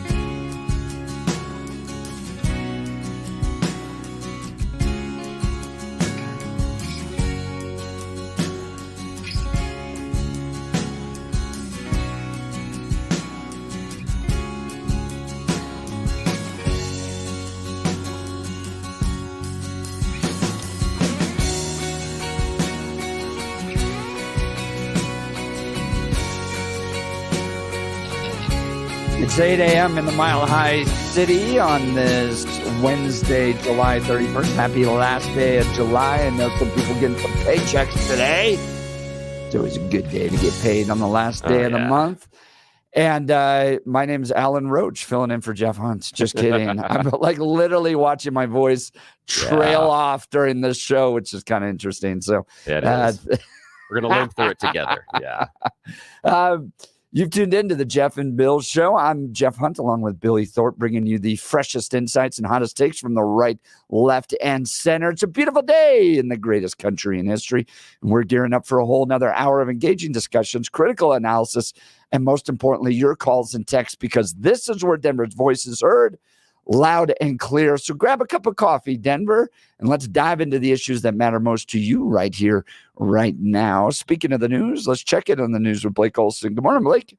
Hey, good morning, Jeff. The late, great Mark Holtz, play-by-play guy, used to drink blackberry brandy, so you may want to try some. There you go. During the news. Drop it by the studio, please. Former AC/DC singer Bon Scott said, warm wine in the morning was the way to make his voice so raspy and good. Yeah, not that he was a functional alcoholic. That had nothing to do with it. Great excuse. Hey, I just love Alan Roach's voice, though, man. I can listen to those at the Broncos games all day long. Oh, it's crazy to think about. I mean, all of us in media, and to think of Roach's voice. Okay. This might be slightly offensive to some of our listeners, but have you met me? Roach is one of those guys that comes into the room and comes over to the chair and the table, and you're going to sit down. And he's like, "Hi, I'm Alan Roach. Let me place my testicles on this chair next to me." I was going to say earlier they were dragging, but exactly, that's exactly it. I knew you would beat me to it. You know me well, my friend. You know me way too well. I know. It was funny when Roach, I mean, this is a long time ago. Yeah. When I was at Broncos facility all the time, and there was a hallway that echoed, and it was early in the morning at practices, and you knew Roach was around because it was hello. Oh yeah. I mean, it's great. But you have pipes. Oh, I appreciate that. I was like his, and I knew him when he was doing afternoons on the Fox. And I remember even when you had the studio door, and again, the studio door is soundproof. You could still hear the even when he was on the air. Yeah, you're like, oh, here's a great text message. On a scale of 1 to sounding like Alan Roach, you're a -2. Maybe you sound more like Joan Rivers. That's nice. Great text message, 8505. Yeah, but I'm the one in this that looks like Joan Rivers when she ages. That's the one. Miss Rivers, how are you? You made a ton of news officiating the wedding in New York yesterday. Is this like a new cottage career move for you? I'm so excited. Okay. Sorry, I love that. Way to be quick, Johnny on the spot. You're the best. I won't play the rest. Not today, at least. Yeah, no. 71 and sunny in Denver, expecting a high of 98 today. The 7-10 5-day forecast coming up. Our top story: evacuations have been ordered west and north of Denver, where wildfires continue to burn. In Jefferson County, a fire near Deer Creek Canyon Road has forced mandatory evacuations. It's grown to 100 acres. A wildfire near Lyons, just west of Longmont, has destroyed 2 homes and over 1,300 acres. Residents are being evacuated. No injuries have been reported. County officials say shifting winds have led to an expanded evacuation zone, and that slurry planes have been called out to battle the Alexander Mountain Fire in Larimer County west of Loveland. It's grown to 5,080 acres. 270 firefighters are on the ground doing great work as they do their best to contain it.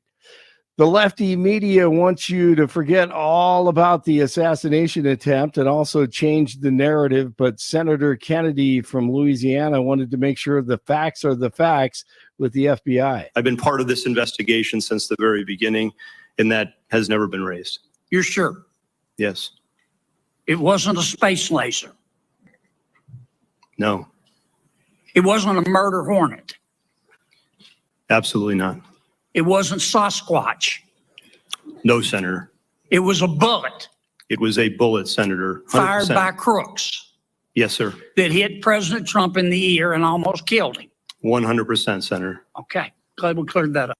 Even though Christopher Wray tried to push that and then walk it back and push that maybe Trump wasn't actually shot, the Secret Service couldn't see the threat of the shooter 40 minutes before the assassination, maybe hours, who knows? How could they not see the guy?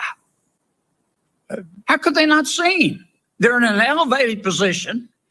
They're checking rooftops. They're looking around. Yes, There's two government snipers. How could they not see him? There he was, big as Dallas, lying there with a gun pointed at the president. How could they not see him? I believe he was obscured by that roof, sir. He did not pop up. The roof is flat with ridges. He's below the line where they would have seen him, sir. There is he did have concealment. I'm not going to say it's cover. He did have concealment, and then ultimately gets into firing position and fires. Jeez, heads have to roll. You know, Blake, it's either the most brilliant moment of one man who happens to be 20 years old seizing this small window of opportunity to assassinate former President Trump, or it's like the dumbest, most incompetent Secret Service. And Blake, I listened to hours of that testimony yesterday. Yeah, so did I. What comes down to for me is that 30 seconds. All right. Yeah. The 30 seconds when they knew the guy had a gun on the roof. The police officer has to jump back down because Crooks points his weapon at him. Mm-hmm. And they still can't get word to the Secret Service. So the police radio in the guy has a gun. Mm-hmm. Yes. And they exactly. have no answer for why a police officer radioing to his team. Right. There's he did an what he active was shooter. supposed to do. Yeah. Did he what he did. identified the threat. Right. And their radio communications aren't working or whatever. They had no answer for it. And you're sitting there going, Nothing. this is 2024. It's right. It's the Secret Service. Yes. I mean, they're supposed to be the best, I guess. It's just incredible. I mean, it's sickening. So you have, I mean, they have to come to the bottom of this, and they're going to have to fire people because no one's going to tell the truth unless someone's fired. 2 people are fired. 10 people are fired.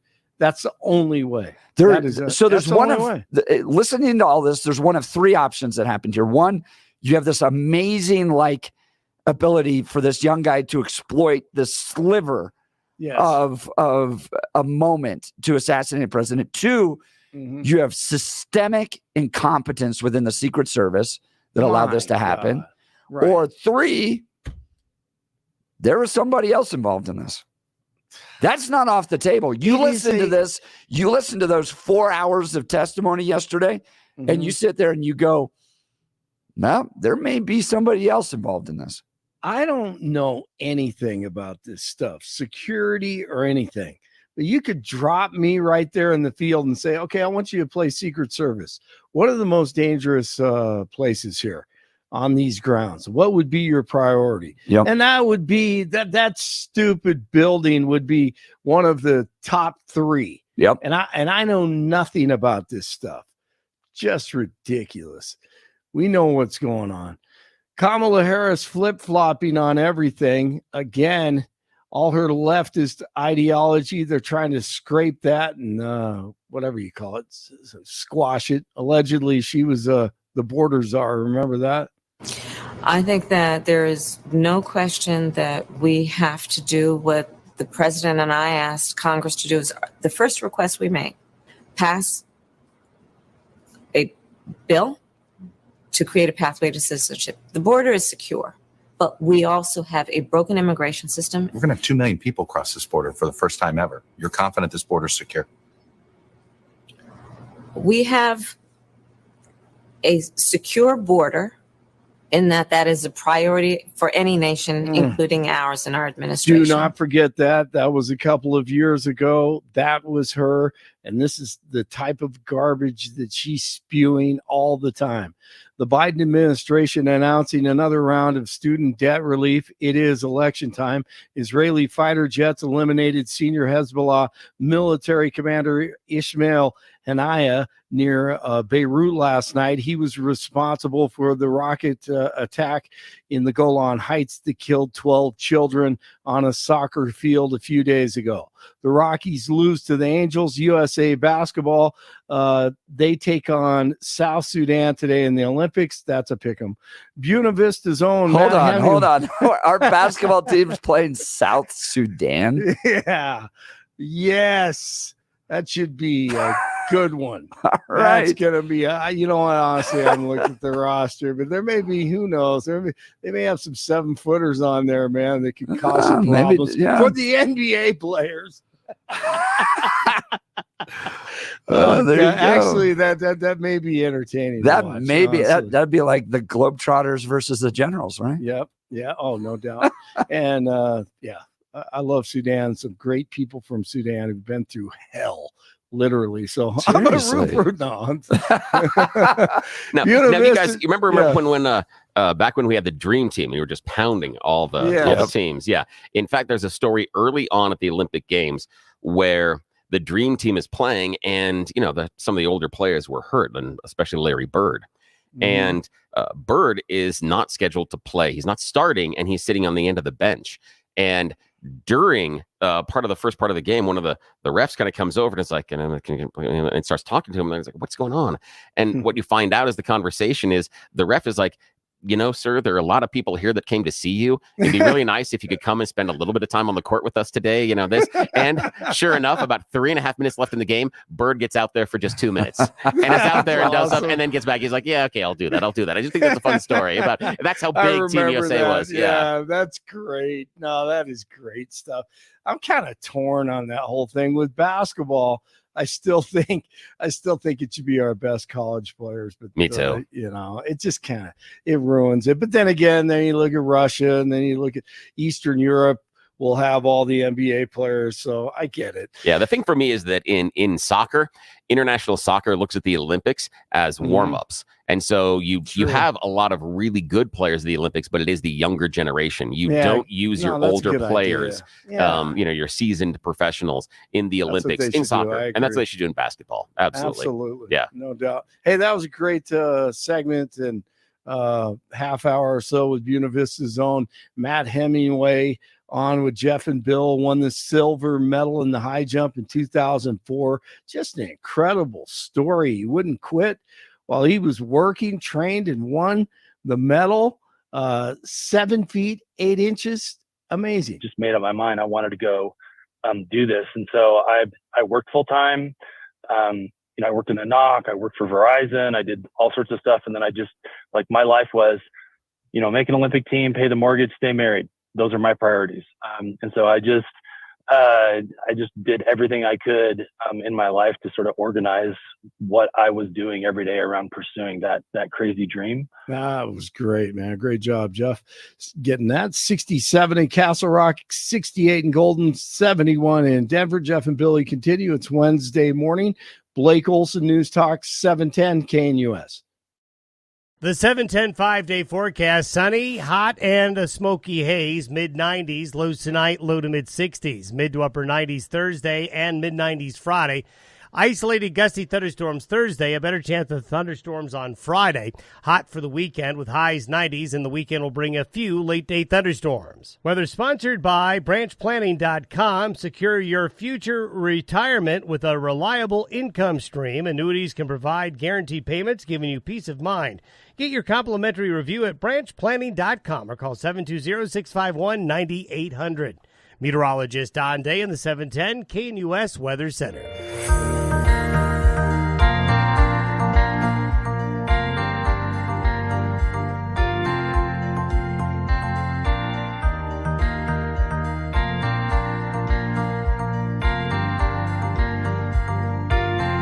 All right, we were talking the testimony that took place yesterday with the new acting director of the Secret Service before the Senate and the deputy director of the FBI. It was a fascinating, eye-opening experience into,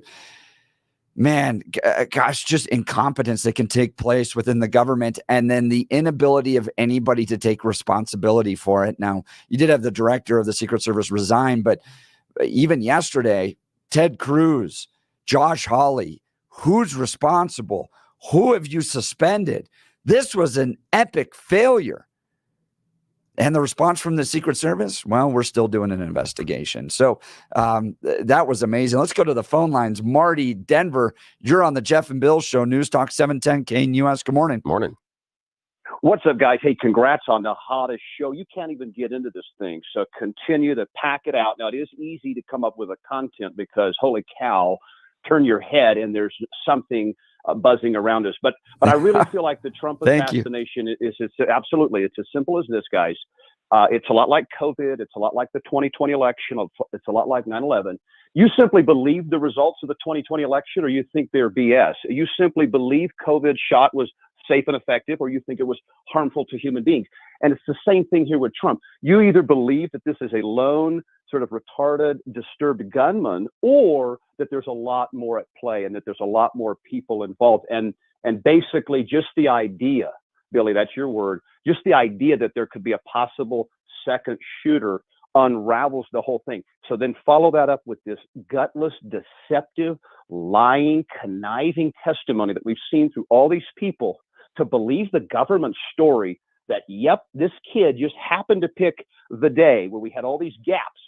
And come on now. Stevie Wonder's looking at this saying, what? There's no way. Helen Keller is looking at this situation saying there is no way. So guys, do you believe you're going to fall on one side? This was an inside deep state hit on Trump, or this was actually just a security lapse and this bumbling, stumbling kid with no history, no nothing, was able to make it through? I mean, can you really believe that after all this? Well, I appreciate, Marty, that you're using the verb believe. And I think that's important into the conversation because based on some of the previous examples that you gave, I think it's very appropriate. The issue for me is, now, when you talk about belief, do you believe that our government always performs at the highest level, that our government is always buttoned up, doesn't make mistakes, and is the shining example of how businesses or government or agencies or even military should be run? Are we the top, are we the gold standard, to use an election reference, in that governmental behavior and procedures? Not even close. I believe none of that. Then, and that's the thing is, I appreciate that because I agree with you. And so for me, the idea that we both have this low bar of what the government can achieve in all agencies, I'm not surprised that they did stupid stuff. I'm not surprised they got lazy and missed things. That is what I expect out of our government. It's not what I expect out of our Secret Service protecting a president, but out of a governmental agency. Yeah, I'm much more likely to believe lazy and stupid than conspiracy, because that's what has been shown to us, that many times lazy and stupid really is Occam's razor. And check this out, though. So if I want to collect insurance money on my house, I'm going to burn the thing down. Me leaving the grease on the stove and leaving for a couple hours, that's willful intent. They're going to investigate that. And when they peel back the layers, they're going to say, no, this guy was in trouble. He burned his house down for money. See, it's different than spraying gasoline all over this. See, and we know because of let us see the bullets. Let us have a press conference. What was President Trump hit with? What was the gunman? See, there's all this stuff to where if this was a school shooting, Billy, they would be up there every single day telling us what they've uncovered. This thing stinks like rotten fish. But guys, this is the greatest question, because we're talking so much about Colorado Republicans and all this. And it's a great show, but I just want to put this on your hearts because we're talking about how upset we are about Colorado Republicans. And Billy, I mean, I don't consider you a Republican by any means. So no, I'm not. Yeah, I don't. They won't even. Right? Even if I tried to join, they would burn my registration. That's card. Right. You're blacklisted. Yeah, You're absolutely, out. Absolutely. Not, and I respect that. Fair enough. Would you guys take in November? Colorado at a state level, state legislature has shifted to equal red, blue, or maybe even a tilt red, or but you have to kneel to Kamala Harris? Or would you take Colorado staying extreme, maybe even pushing the boundary, but you get President Trump? What's better for the average Coloradan? Those two scenarios. And then you guys feel free. Thanks for the time. Hey, thanks. Marty, Appreciate thanks that. for the That's call. an interesting idea. That is. That is. It's a little bit of a consternation, and it is a difficult choice. For me, the people that make the most impact on your life are those that are closest. Local. Yeah. So that's where I would choose. I would choose the local representation over the national representation, because while I have admired certain presidents and hated other ones, I can't really point to where any of them made my life better. Really impacted. Yeah, but I can point to mayors, I can point to city council people, and I can point to governors that have all made things more difficult. So yeah, that's where I would probably put my focus, which goes back to your point, Jeff, about if you want to start changing the winds here in Colorado, start with the little races and build from there. Show the people the impact, because the impact that you see on those local city council races into mayor's races is far more dynamic and resonates so much stronger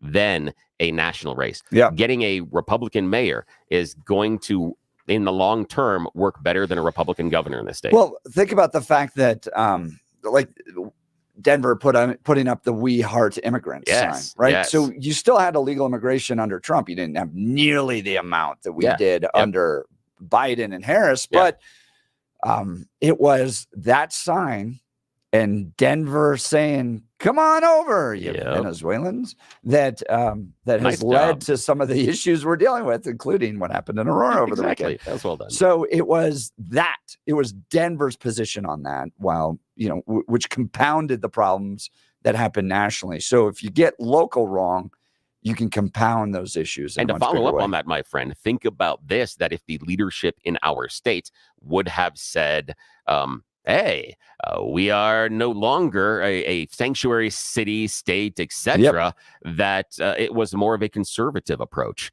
and we weren't going to be a sanctuary city. And we or put them state. on buses elsewhere. Exactly. Oh, wait, Mike already did that. Yeah, I know. That's weird. And the Democrat does It's like that. we do it both ways. Yeah. Hey, I want to talk to you about my friends over at QC Kinetics. Pain from arthritis is just awful. Bone on bone, constant pain. It robs you of so much of the stuff you love to do, but there are effective ways to deal with that pain. And I'm not talking about drugs or surgery. Listen, there are exciting new cellular therapies that can get you lasting relief.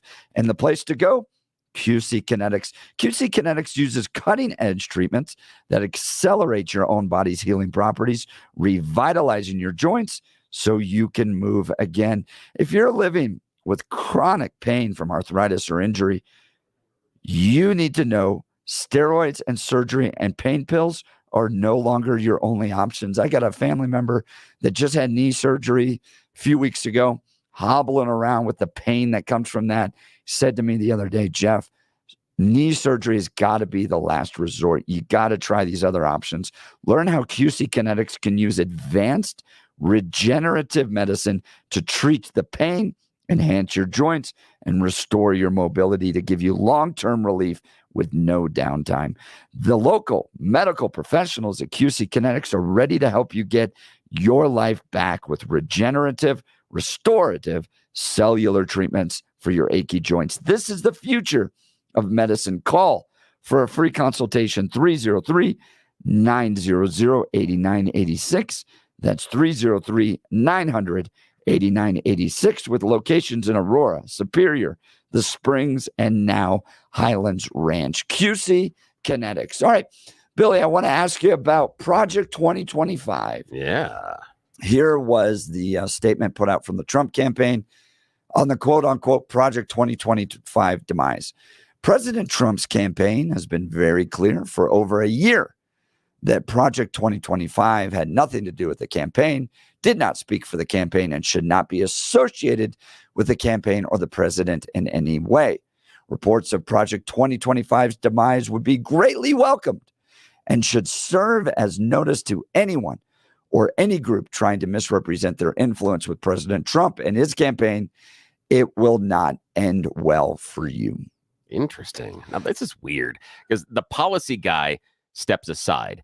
And looking at the players on the board, I'm not certain the policy guy is needed because the policy is written. We already have nearly 900 pages. So when there was a whole lot of ding dong, the witch is dead by some liberal commentators yesterday, I was like, yeah, you're out over your skis. You're getting ahead of this because you think they're just going to shelve the thing? Yeah, there's no way. After all this time, and now this moves into more of the campaign type of things. And so the policy guy is not needed, but very clever strategy to move him out because it does create that false impression for people that aren't paying attention.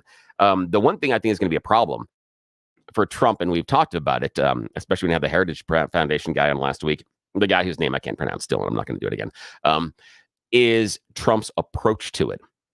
He's trying to, in my mind, have it both ways. He's trying to say, oh, yes, I like stuff, but I don't like stuff. It was like his statement that he had made about, oh, there's some crazy stuff in there, and there's some really, really good stuff, but I haven't read it. Hang on. Wait. If we haven't read it, how do we know what the good stuff is and what the crazy stuff is? And then he goes further into, well, some of the policies are this. Hang on. Again, for someone that hadn't read it, you're somewhat conversant upon policies. And weirdly enough, I participated behind the scenes in an interview very, very, very early in the development of Project 2025. And the individual in the interview said exactly what Trump is claiming the opposite of right now, that this is the game plan for a second Trump administration. So when he is in the Oval Office, we don't flail around. We have people that we will put into positions on day one to accomplish X, Y, and Z. Yeah. That's how it was sold. I mean, this is like 3.5, 4 years ago about. Yeah. No, and that's because in 2016, no one expected Trump to win. Yeah, not even him. And Chris Murray doesn't talk a lot about this, but Chris was like part of the get on the plane the next morning because we need to build an administration. And so he was an attorney helping out in the White House at that point because we weren't prepared. And it's very weird because you think about that time and it seems like a lifetime ago. But at that time, Hillary Clinton and the Clinton campaign, they were measuring the drapes and deciding what color the carpet exactly should be. Right. And Trump had no plan at all. And so you lose out on years. Yeah. Years of opportunity to advance a conservative agenda. Yeah. And that includes both policy and people. Yep. So what Heritage Foundation did, to their credit, was we're going to be prepared. Now, this isn't totally unique because in 1981, the Heritage Foundation published Mandate for Leadership. And I think they've done it somewhat regularly as well. Right. I think there are a few more Which out there as well they've done. Specific policy recommendations on policy, budget, and administrative action for the incoming Reagan administration. The Reagan administration. Oh my gosh. And I remember Mike Pence in a speech. Scandal. And I don't know when it was, but during the Trump administration, I remember Pence in a speech in front of the Heritage Foundation talking about how they have implemented 60% of their suggested goals. He was touting that, saying, so this is not unusual. The level and the detail that it goes into, it's a little, but there's a few things here. One, I understand Trump is the person elected. The Heritage Foundation is not the person elected. Okay. So Donald Trump gets to make the decisions. He is the people's will. Yep. So he has total freedom to be able to do what he wants. At the same time, okay, Donald Trump is but one candidate of a much larger movement, which is the conservative movement in this country. Does the RNC know that? Just checking. I'm just checking. I'm making fun, kind of, but I'm just checking. Yeah. So I've lived through Bush. I've lived through McCain. I've lived through Romney. I've lived through Trump 1, and we'll have Trump 2. Yeah. And that's great. This movement will continue well past his administration. Yeah. So it's just different dynamics working together, right? I'm going to say this again.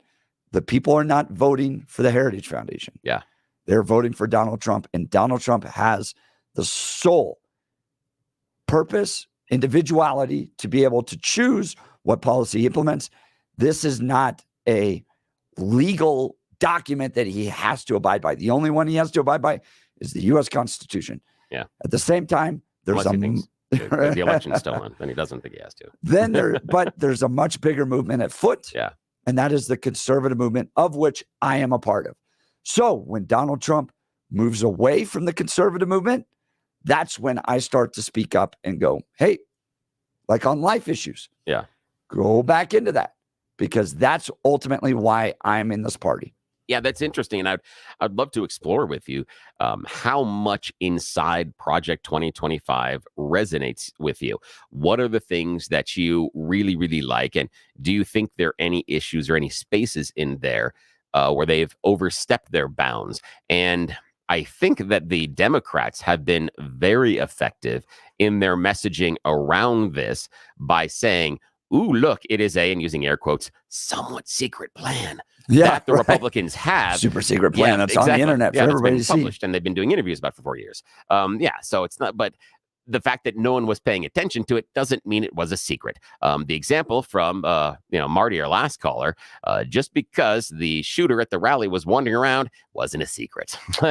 Just because no one was noticing didn't mean secret. That was more to do with just ignoring it. And the Democrats had been ignoring this, and they have very appropriately for their messaging latched onto some of the more stickier items, the things that are more that scare people more. I'm surprised that Schedule F thing has stuck around, because that's somewhat of an in the weeds thing about him getting rid of so many of the civil service employees potentially based on what level they go down to. I'm surprised that's sticky, because that seems like it's in the weeds. Some of the other larger stuff about taking over DOJ and eliminating Department of Education, that's easier. Those are bite-sized morsels that more people can. It is understand. highly detailed, 900 pages. And it's important to remember they've done this for multiple administrations before. Because Heritage is the leader, really, of the national conservative movement. They're the biggest conservative think tank in the country. And this is just what they do. So part of me is like, this is just a nothing burger. Democrats are using this as an effort to cherry pick little parts of it that they don't like. But Trump wins. Conservatives are coming in. We're going to have some major changes. But at the end of the day, he's the one elected. And there are going to be some people that are going to be very, very big mad if he doesn't implement these, because they have spent years putting this game plan in place. There are times when he doesn't listen to the conservative movement, and it's a big problem. You don't say. Big problem. I think on life, he's made some mistakes. I think on the tariffs, that's a big mistake. And you'll find that conservatives do not agree with him on that. And then on the debt. Those are the three bigger. Well, and then I would say COVID. He listened to the Democrats and the left too much on COVID. And the weird thing, the debt thing is interesting. It's an interesting criticism, because during the campaign, he said he was the king of debt. So what did we expect? This wasn't a guy who managed debt and paid down debt. Debt is what funneled and kept his businesses afloat.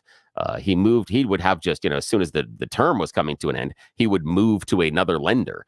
That was kind of what he was doing. So the idea that then we were surprised when he got in and the king of debt increased the debt. That's weird.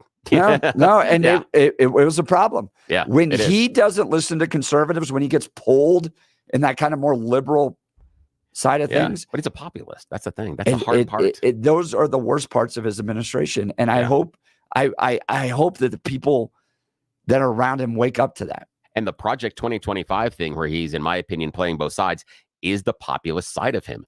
He understands that with some potential voters, this is a weakness. That's why he's coming out and saying some things are good, some things are bad. Notice he doesn't name anything, because you can assume he's talking about the stuff that you like, and he hates the stuff that you don't like. And then he says, I've never read it, but I know things are bad. I have detail about what things we shouldn't do and what is really good inside, but I haven't ever read it. You know who is very talented, hardworking, delivers, and is a great person of principle? Who? Dan Caplis. Oh, you are right. And my friend at Dan Caplis Law, Dan suggests you should choose a lawyer who shares your values, because who you choose to represent you in an injury case says a lot about you to everyone involved in the case. I've known Dan for well over a decade. He's pro-life, pro-family, pro-America. Dan is the son of a police officer. He's also a former seminarian who's dedicated the last 40 years of his life to helping people who are hurt in serious motor vehicle crashes. But more than just being right there with us on the issues, he is a winner in the courtroom. Dan is believed to be the only lawyer in Colorado history to win 5 straight multi-million-dollar verdicts in Colorado crash cases. Dan is also believed to have won the largest truck crash verdict in Colorado history. Dan Kapler's Law is the official law firm partner of the Denver Nuggets and the Colorado Avalanche.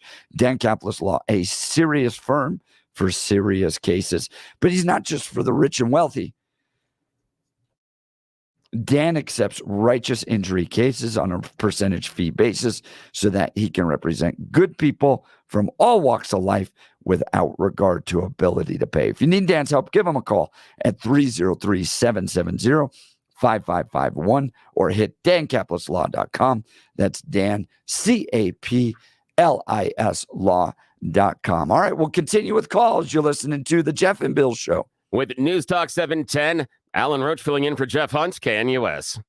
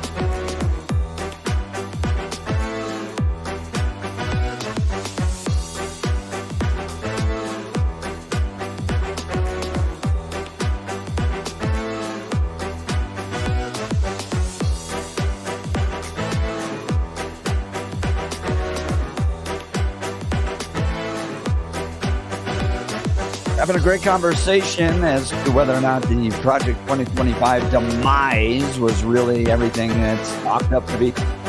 Look, everything that they've done is great. It's a handbook for what any Republican conservative administration could implement, and not just at the federal level. Good ideas that could be implemented at the state level. I appreciate all the work that the Heritage Foundation put into this, and they put together a list of a group of people that the Trump administration could hire that are trusted conservatives to go into a Republican administration and make a difference. So they've done this for multiple administrations in the past, and I'm glad to see that they've done this again this year. So I think a lot of this is just spun up political stuff that will eventually drip away. Let's go to the phones. Frank, Denver, you're on the Jeff and Bill Show, News Talk 710 KNUS. Good morning, Frank. Jeff, I'm sorry about your voice. Is it a bug or is it? Well, I don't know. Smoky haze? It started out and it's just been going away during the show. Well, I think you ought to use this opportunity to add an accent to that, either in honor of the French Olympics. Oh, that's good. Like Macron, hey, monsieur, or maybe a British accent like Gorka, and you could be the next Gorka, while you got that. It'd be something unique for Elbert County. That would be a good one. Or I could do like Kamala Harris and bring in an urban accent too. Yes, highly urban. I think the things like the Project 25 are just what the founders intended in more detail. I agree. I think that's what they intended by elections, and other people would call it a roadmap or a dashboard in modern parlance. It's just a detailed thing of the conservative position. I would call it reverse progressivism.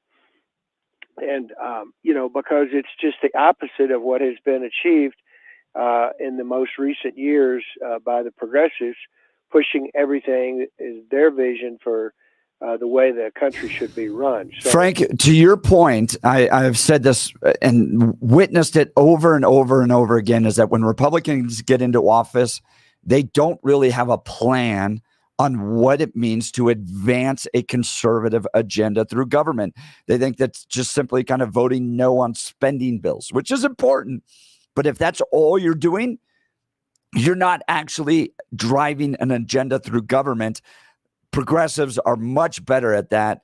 And so I appreciate what Heritage did, which was pull together all these great conservative minds, put together a 900-page detailed plan, and let's go to work.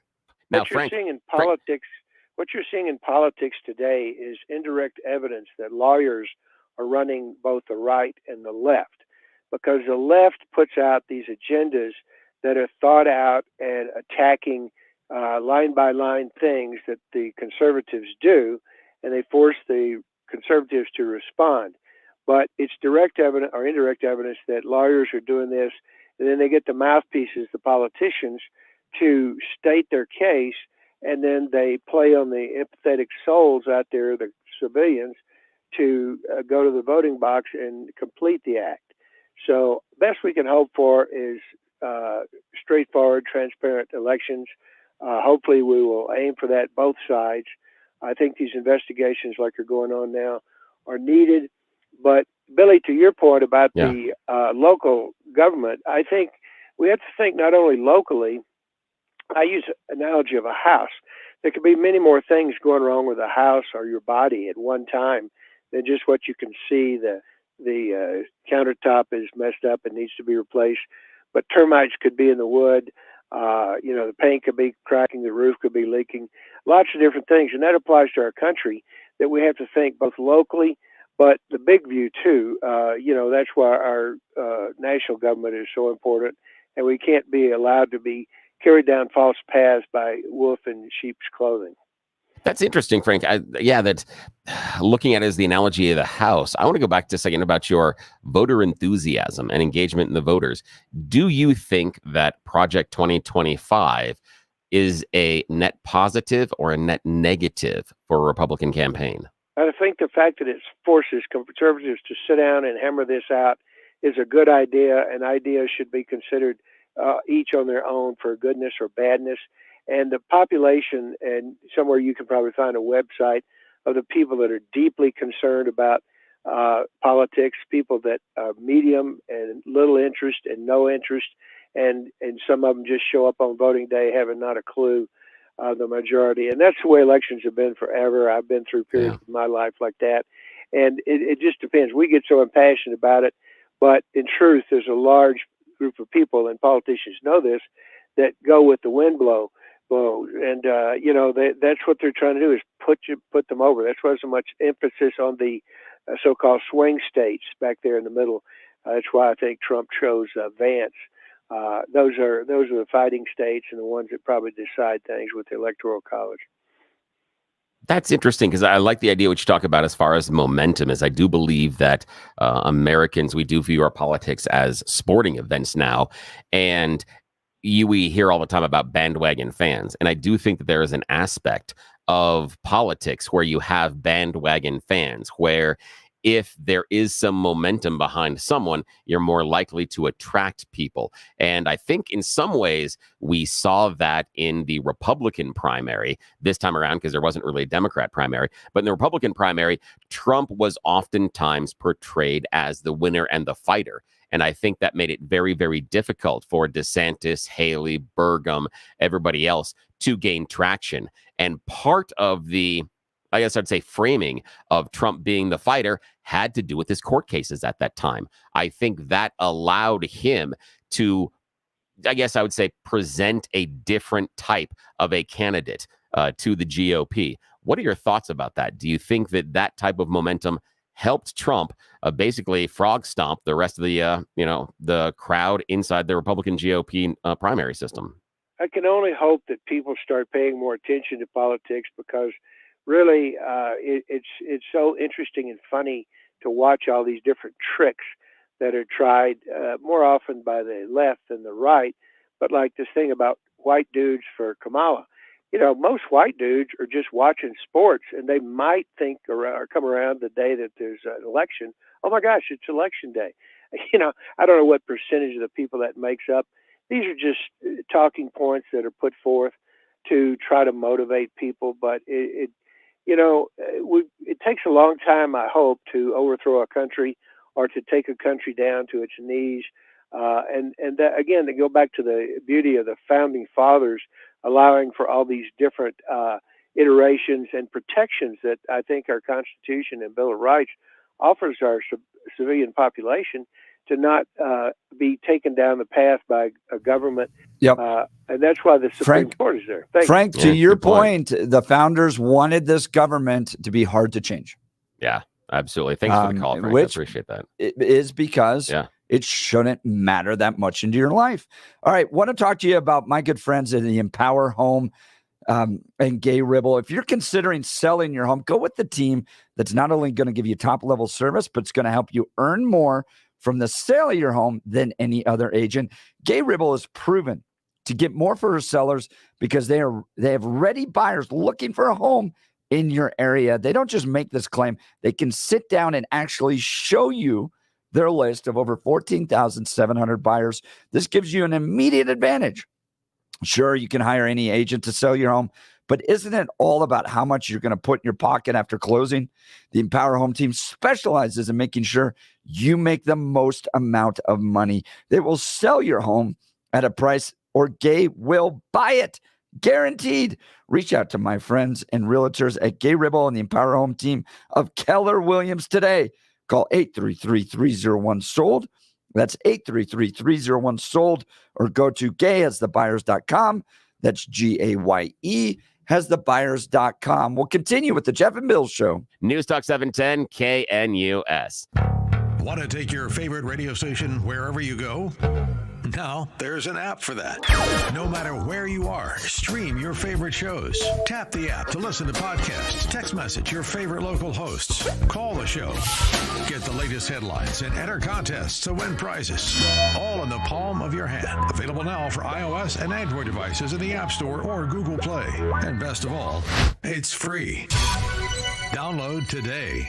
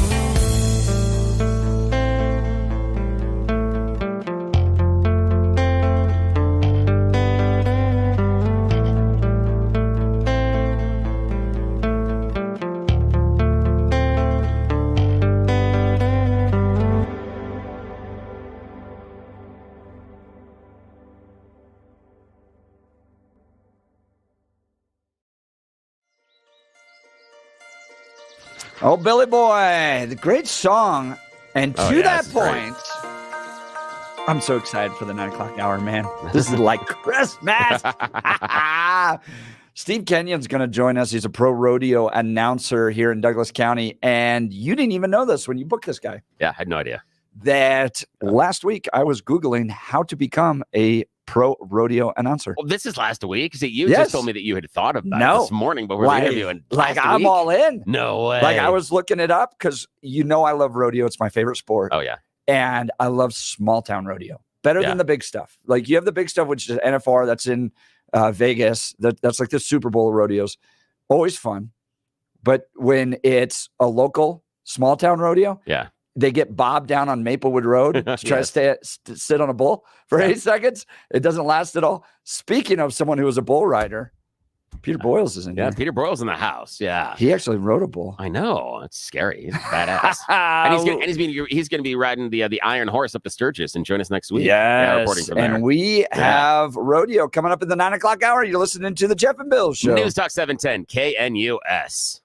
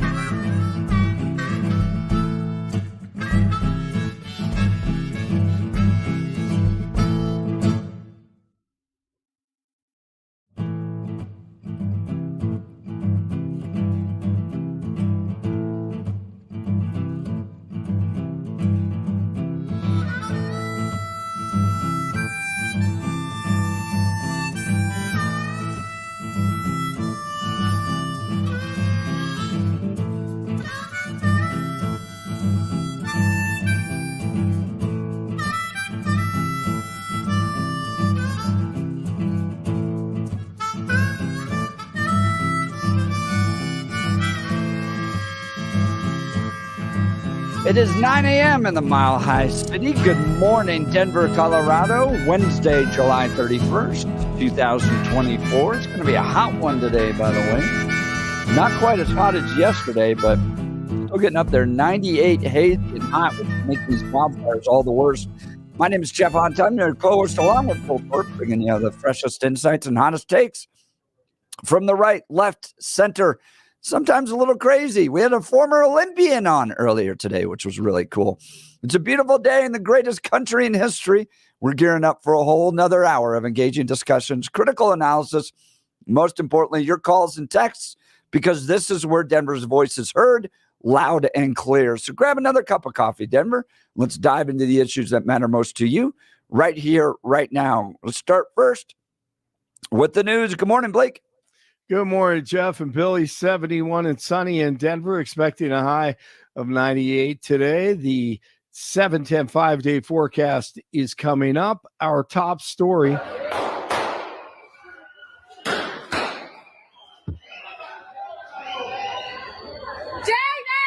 Jeff and Bill discussed this a lot with their guest on Tuesday, and libs of TikTok posting on X this morning that an apartment complex in Aurora is being taken over by a Venezuelan gang.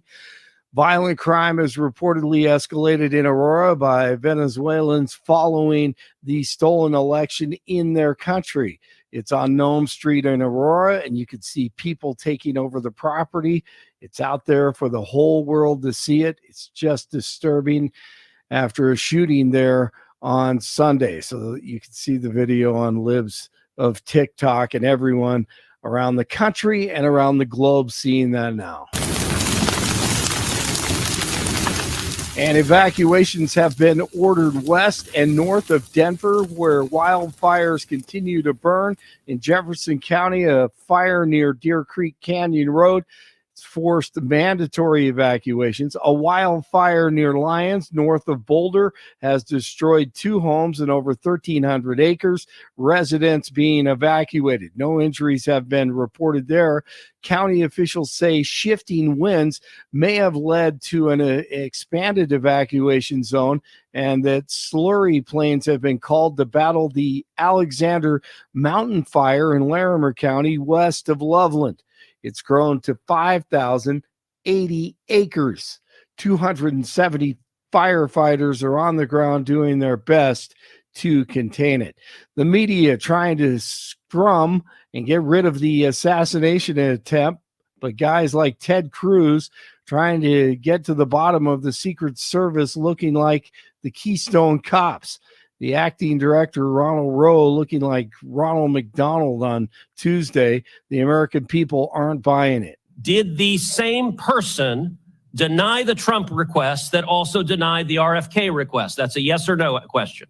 Senator, that is not a yes or no question. One, there's a process for a candidate nominee to receive protection. Does the buck stop anywhere? Does the buck stop anywhere? Bipartisan process that he'll It's a bicameral, bipartisan process. What camera? For a candidate, you are not a Congress. You don't have a camera. Mr. Kennedy submitted a request that was referred over to the CPAC. Okay, you're refusing to answer the question. Let me ask, because the failures on that day were catastrophic. And how many more Secret Service personnel did Biden and the First Lady have, even though Trump's team requested more? Senator, there is a difference between the sitting president of the United States. Then what's the difference? The difference? 2x, 3x, 5x, National 10x? Command Authority to launch a nuclear strike, sir. I'm not asking other assets. How many more travel agents? with the president that the former president will you are not get. refusing to but answer the number straight. of Secret Service agents protecting him. Stop interrupting me.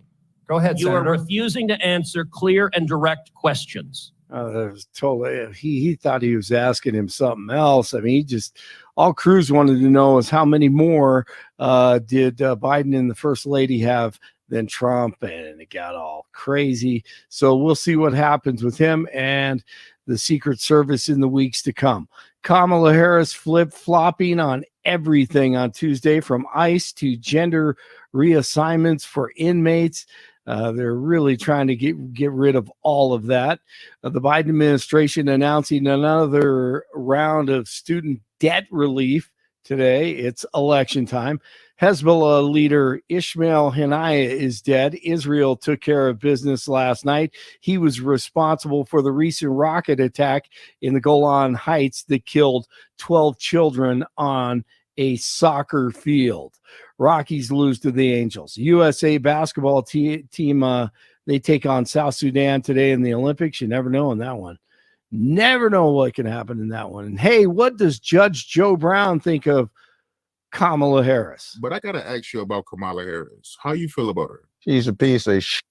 I was in California. She lacked professional competence, and she worked on it by hiking up her hemline when she needed influence rather than researching. I was out in California for 15 years doing my show when she was at her peak, and she had a reputation amongst the trial lawyers of being lazy. She just hike her skirt up and try to flirt, and she wasn't that good in the courtroom, if not pretty bad in the courtroom. And he goes on for another 4 or 5 minutes, and it got worse. 74 in Arvada, 76 in Greenwood Village, 78 in Denver. Jeff and Billy continue Wednesday morning. Blake Olson, News Talk, 710 KNUS. 710 5-day forecast. Sunny, hot, and a smoky haze. Mid-90s. Lows tonight, low to mid-60s. Mid to upper 90s Thursday and mid-90s Friday. Isolated gusty thunderstorms Thursday, a better chance of thunderstorms on Friday. Hot for the weekend with highs 90s, and the weekend will bring a few late-day thunderstorms. Weather sponsored by branchplanning.com. Secure your future retirement with a reliable income stream. Annuities can provide guaranteed payments, giving you peace of mind. Get your complimentary review at branchplanning.com or call 720-651-9800. Meteorologist Don Day in the 710 KNUS Weather Center.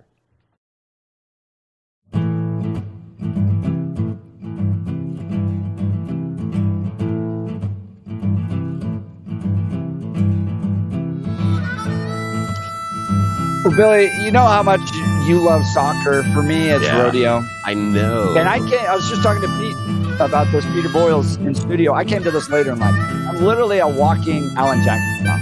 As he went country. That's great. And, grew up as a country club kid. And then my wife, it's all because of my wife and her love of animals. We moved out to a ranch in Elizabeth. We have 50 animals now.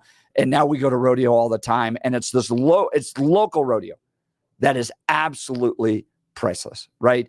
It is so much fun with the family. It's great, family friendly. You're not going to have to worry about, you're being offended by anything. They love God. They love our country.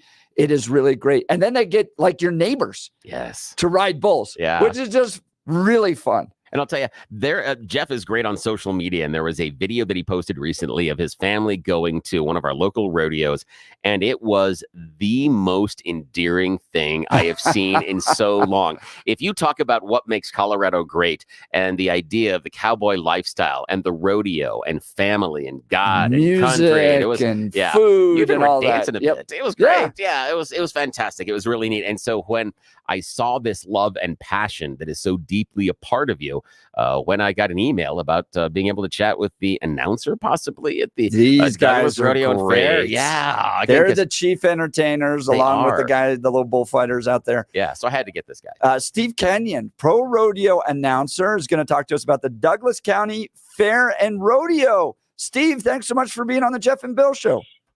You guys don't even need me. You're doing a good enough job on your own just promoting this thing. Just keep going.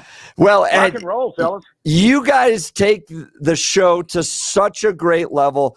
Talk about the role of a pro rodeo announcer. I've come to really admire you guys. Well, thank you for that. I appreciate it. And thanks for having me. Good morning. The role of a pro rodeo announcer, we are part public address announcer, part stand-up comic, part straight man, part statistician, part play-by-play guy. We are the liaison between the crowd and everything that happens in the arena. How's that? Everything that the Cowboys are doing, the stories, the history, the lifestyle, the livestock, we try to share all of that with the crowd, plus have a little bit of fun, hamming it up back and forth with rodeo clowns and telling stories of featured entertainers. It is a heck of a lot of fun, guys. It's really an enjoyable way to make a living. So how'd you get into it, Steve? Actually, I started in radio, and was working for a local radio station, a little town up in Northwest Oregon where we used to live, where I went to college, and a group of high school kids asked me if I'd announce their high school rodeo because I knew them all, because I'd done play-by-play for their football games and their basketball games, and I said, sure, why not? And, did something right. I don't know what, because I was horrible at that time. And a few other folks that were there asked me if I'd announce their rodeo, and one thing led to another, and here we are. So you're saying there's a shot. All right. I'm saying all right. There's a shot. It's Appreciate not that. too late, guys. Just saying. So, what do you give us a sense of what the summer looks like for you? There are rodeos, and people may not know this, but there's rodeo all over in just about every small rural town in the Western United States all summer long. So, give us a sense of what your summer looks like. Well, okay, so I am sitting in a hotel room right now in Riverton, Wyoming, getting ready to leave and drive to Castle Rock. In my last week, I have been from Rifle, Colorado, to Rock Springs, Wyoming, to Riverton, Wyoming, and then Castle Rock Thursday, Friday, Saturday, Sunday. And then I'll leave Sunday after the rodeo, and by Tuesday, I'll be in Hermiston, Oregon, for one of the biggest rodeos in the country, and spend my summer out in the Northwest. I won't get home again until, and the rodeo contestants have got kind of the same schedule. A lot of the folks that are, especially the ones trying to make it to the National Finals rodeo, a lot of those guys have got kind of the same schedule. They're gone until the ones from Texas and Oklahoma, places like that, they're gone from home until sometime after the Pendleton Roundup in Pendleton, Oregon, which is in the middle of September. Wow, it is a very busy summer. So describe what somebody experiences at rodeo if they've never been to one before. Well, let's talk about the rodeo in Castle Rock in particular. That rodeo has been, you're going to have a lot of fun. You're going to see a sold out crowd every night. That rodeo has been sold out for the last 4 or 5 years, 4 performances a year, every performance. You are going to see a unique combination of some very talented athletes on 2 legs, the people, competing alongside some incredibly talented athletes on 4 legs, the bulls and the bucking horses and the animal athletes, and the rope horses and the barrel horses. We take you back into the Old West. We take you back home. We share the lifestyle that you grew up with watching John Wayne movies way back when, and we bring it into the brand new century. Add a big scoreboard, add a whole bunch of music. A lot of it's kind of rock and roll. Some of it's country, some of it's just fun, and all of it is designed to help the folks in the audience just have a really, really good time. It's one of those rare events where you can bring everybody from all ages, Yeah. right? So you've got 5, 6-year-old kids just learning about it for the first time to grandma and grandpa, and everybody has fun. Well, and you guys said a couple of things in the introduction that I really appreciated. You talked about the spirit of patriotism and the spirit of Americana.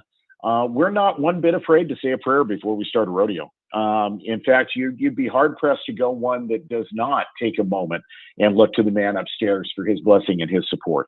And that's a big deal to all of us. And yeah, we try to make it kid friendly, family friendly, and just create an environment where you're going to want to come back.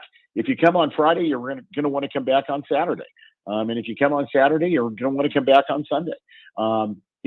I really believe, and this is me stepping out on a limb a little bit, I guess, but we are seeing at events all over the country sold out crowds and record setting crowds.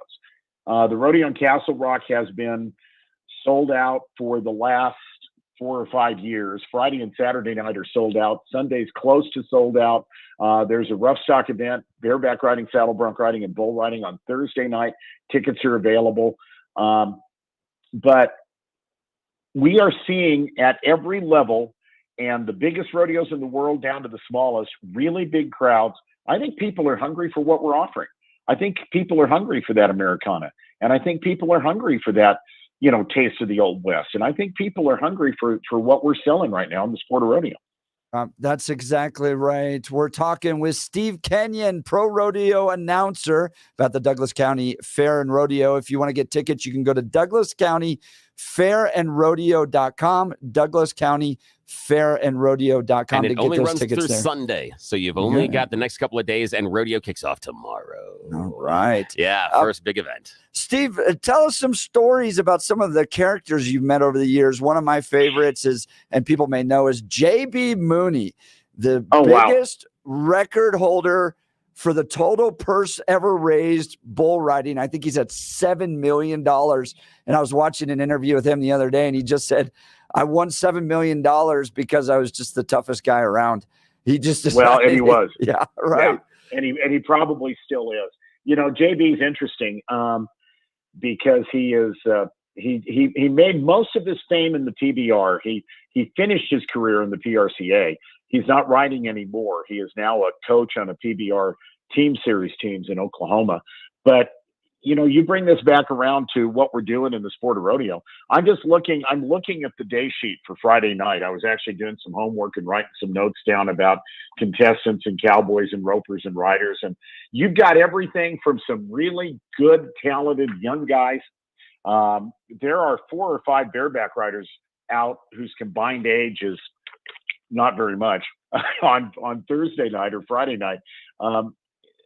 These kids, they have grown up athletes. They have grown up not maybe necessarily the image that you remember thinking of a cowboy when you were growing up. These guys are going to go out jogging. You go behind the bucket chutes, they're all standing there stretching, and they got their. I walked into an area. The area behind the bucket chutes is kind of the locker room, to be honest. I walked through there the other day at a rodeo, and there are a couple of 19-year-old bareback riders standing there with their left foot on the ground and their right foot all the way up on the top rail of the fence, stretching out. I'm like, ow. But top to bottom, whether it's the veteran guys or the younger guys, I think the stories are really interesting right now because I'm not giving you one specific guy's story. I'm just taking with what kind of jumped into my mind. There's a youth movement going on, especially in the riding events, the bareback riding, the saddle bronc riding, and the bull riding, where there's a bunch of really talented young 19, 20, 21, 22-year-old kids. And they were inspired by the J.B. Mooneys of the world and the Sage Kimseys of the world. And those guys that are multiple-time world champions, multi-million-dollar money winners. And it's fun to see what they've done and to think about the growth of the sport and where they could end up going. And there's so many fun events like mutton busting. So if you don't know what mutton busting is, they put like a 8-year-old kid on the back of a sheep, and the sheep takes off out of a stall there, and that's always fun to watch. My kids did mutton busting at the National Western Stock Show, but you have that, and then one of my very favorites always is barrel racing. Watching the girls just head down with that horse flying, man, that is cool to see. When I get back home from this trip, there are 12 barrel racing horses in the back pasture on my little place in Texas. My family trains. My wife and my son both train barrel horses. My wife's been a circuit finals qualifier when we lived up in Oregon 2 or 3 times.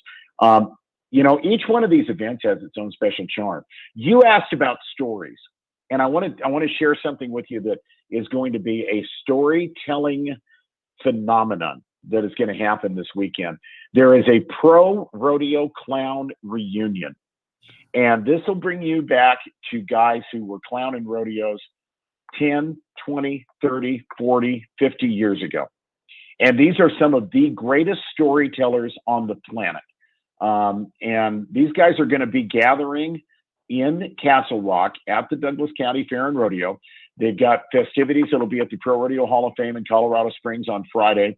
They're going to have an opportunity for kids to get autographs, and they'll be at the rodeo. They'll be up in the VIP area on Sunday. And it's going to be just a lot of fun. I'm looking forward to. I do a little bit of work do a podcast and do some work for the Cowboy Channel and things like that. And I'm looking forward to getting some interviews and hearing some of the stories these guys have to tell.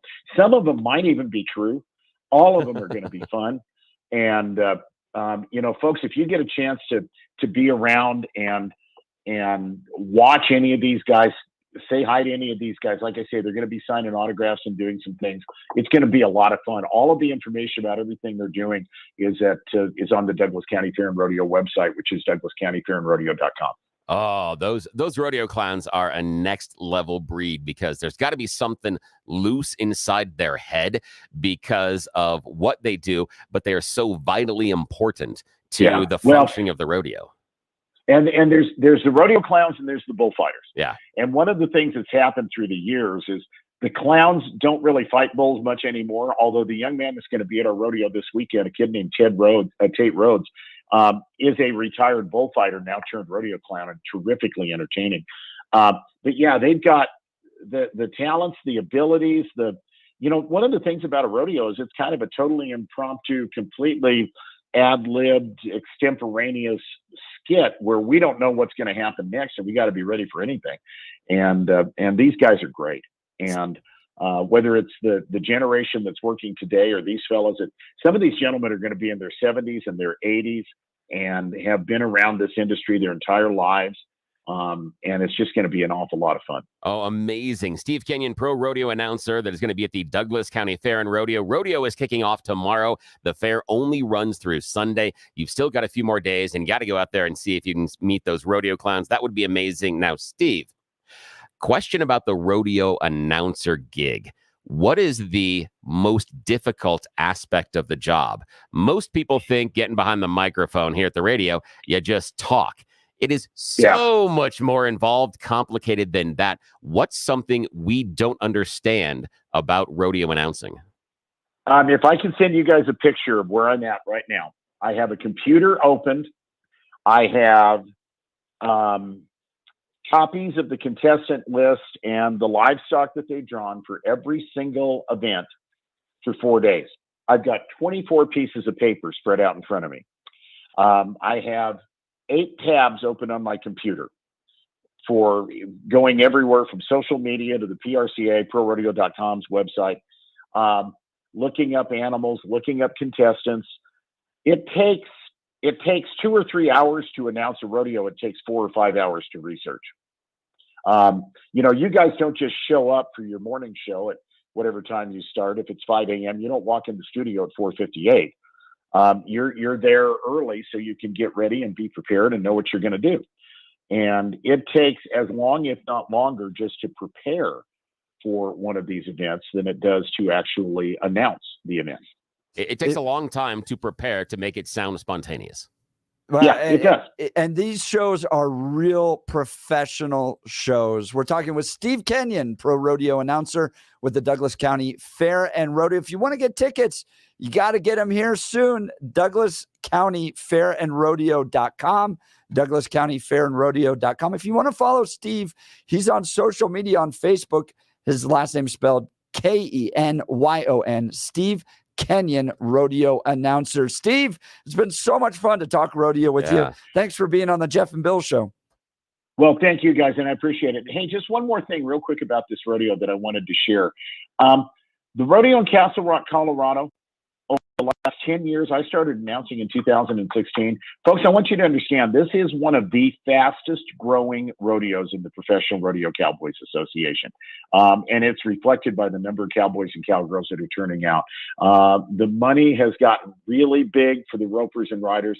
And I think we're just going to have a great weekend, and I can't wait. I hope I get to meet you guys in person. Come on down and say hi, and we'll see you when we get there. That'd be great, Steve. And I've got my eye on maybe becoming a rodeo announcer. So I may be, I may be never calling too late. That's It's right. never too late. I have so much fun at these. Steve Kenyon, thanks so much. Thank you. Again, the Douglas County Fair and Rodeo this weekend. Hey, I want to tell you about my friends at Roll 'em Out Shelves. We got these installed at our home recently, and they are absolutely wonderful. We're able to pull out and access all of our essentials in our kitchen. You know, when you had those deep shelves, you had to reach way back there all the time to grab stuff or pull stuff out to get to what you needed in the back. I don't have those problems anymore. My wife was initially a little hesitant about these. She's like, really? Do we need these? This has been one of the game changers in our kitchen that I love having and utilize every single day. Check out Roll 'em Out Shelves. at rollemoutshelves.com and begin the affordable transformation in your home for less than $1,000. When Roll 'em Out Shelves efficiently organizes your space with sturdy Baltic birch shelves built right here in Colorado and guaranteed for life. Call for a free in-home estimate today, 303-475-9601. That's 303-475-9601 or rollemoutshelves.com. Be sure to tell them Jeff sent you. rollemoutshelves.com. We'll continue with the Jeff and Bill Show. News Talk 710 KNUS.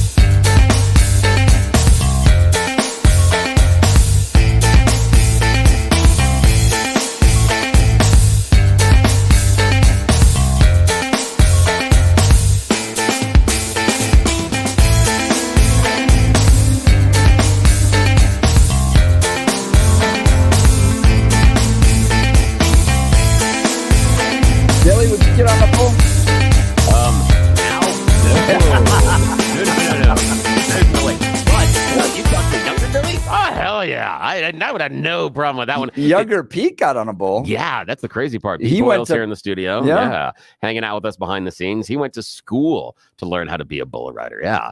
And that was in, his young addiction and other days, and when you're making strange choices, isn't that right? Yeah, exactly. Yeah, young Billy would absolutely jump on a bull. Now, old Billy hurts in the morning sometimes. Old Billy How much has would it aches and cost? pains. Oh, back then, nothing. No, Today, no, today. Oh, I'm not sure you could write the check large enough. You don't think so? You don't think $250,000? No, it'd be more than that. For $250,000 No. you win it for 8 seconds? No, only because I understand what can go wrong. And that is the problem, is I completely and totally understand that things can go sideways, and I know how much my back hurts. And I have got this lower back pain. We've talked about it on the air. I was going to say. Yeah, that right? the lower two discs in my lower two vertebrae in my back are fusing. That has been causing me pain for it's over 15 years now. And finally, I found a group of people that I can work with, Balance Wellspace. BalanceWellspace.com. Check them out. BalanceWellspace.com. It's integrative medicine. It's making a difference in my life because it is a one-stop shop. I walk in there in one appointment. I can do chiropractic, neuropathy, physical rehabilitation, wave therapy, regenerative care, trigger point injections, and some cutting-edge technology. They gave me this metabolism thing the other day that was unreal as far as taking away a lot of the fatigue and minor aches and pains. I've got regenerative therapy going on in my back and my shoulder. I was over there yesterday, saw Dr. Julie, hung out with B, saw the team.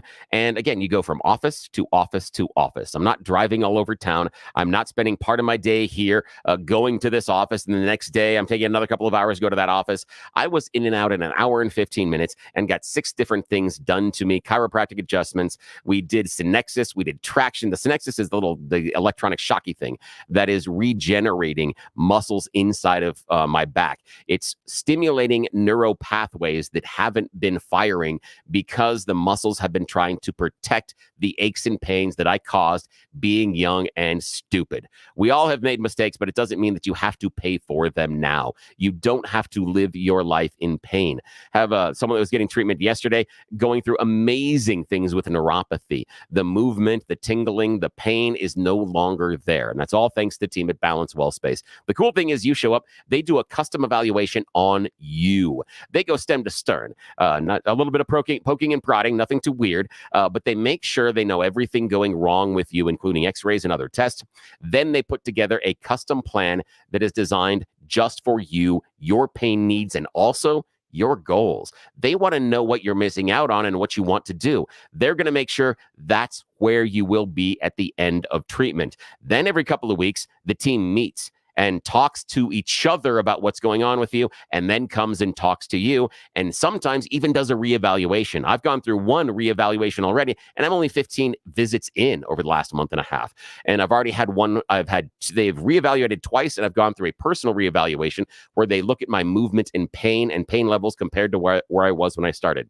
My right hip started to give me problems because of that lower back thing. Now I have 30 degrees of increased pain-free movement on my hip. That is stupid. Okay, I'm an old guy. I now can reach down and tie my shoes without it hurting anymore. That is huge. It always felt that I got to that point in my life where, well, this is just what life is now. Life is just going to hurt. It doesn't have to be that way. BalanceWellspace.com. Talk to the team, Dr. Julie, Dr. Jess, everybody else in the office. They're wonderful people, but most importantly, they're focused on making sure you feel better. You don't have to live your life in pain. I'm not doing it. I want you to experience the change that I'm undergoing on a daily basis when I visit them. You can do it as well. They will create a custom plan for you. BalanceWellspace.com. They're in Lowry, brand new offices right across from Hangar 2. Tons of parking. Couldn't be easier to get in and out. There's even some shade trees there, so you can even keep your car like I like to underneath the shade. BalanceWellspace.com. Check them out today. Tell them you heard about it here on KNUS. BalanceWellspace.com.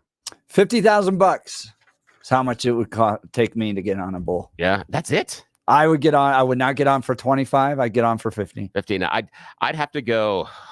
You'd have to go north because of how, again, I have a lot of things that hurt. And the other part is that you don't know this about me yet, Jeff, is that when I have mistakes or things go wrong, I don't just do it a little. I mean, I do big things. That's why the things are so wrong with me is I am in skiing. It's called yard sale, where you see it come down there and the guys that thrown all the stuff all over the place. I am a yard sale waiting to happen. So if something's going to go wrong on the bull, it's going to go real wrong. I'm not just going to get a little tiny boop. I'm going to get just mushed. So I'm thinking I need at least 500,000. Then I can probably get on. 7061 texted. It'll cost you more than 250 grand in medical bills, and you won't last 3 seconds. See, that's the point. That's what I know. I know what I'm going to be on the hook from on the other end because I'm that bad. Billy, did you watch the women's rugby at all? I haven't. Have you seen some of those highlights? I've heard some things about it. I haven't yet. I want to. These ladies are awesome. Yeah, I've heard stuff about them. How much would it cost you to take a tackle from one of them? Oh.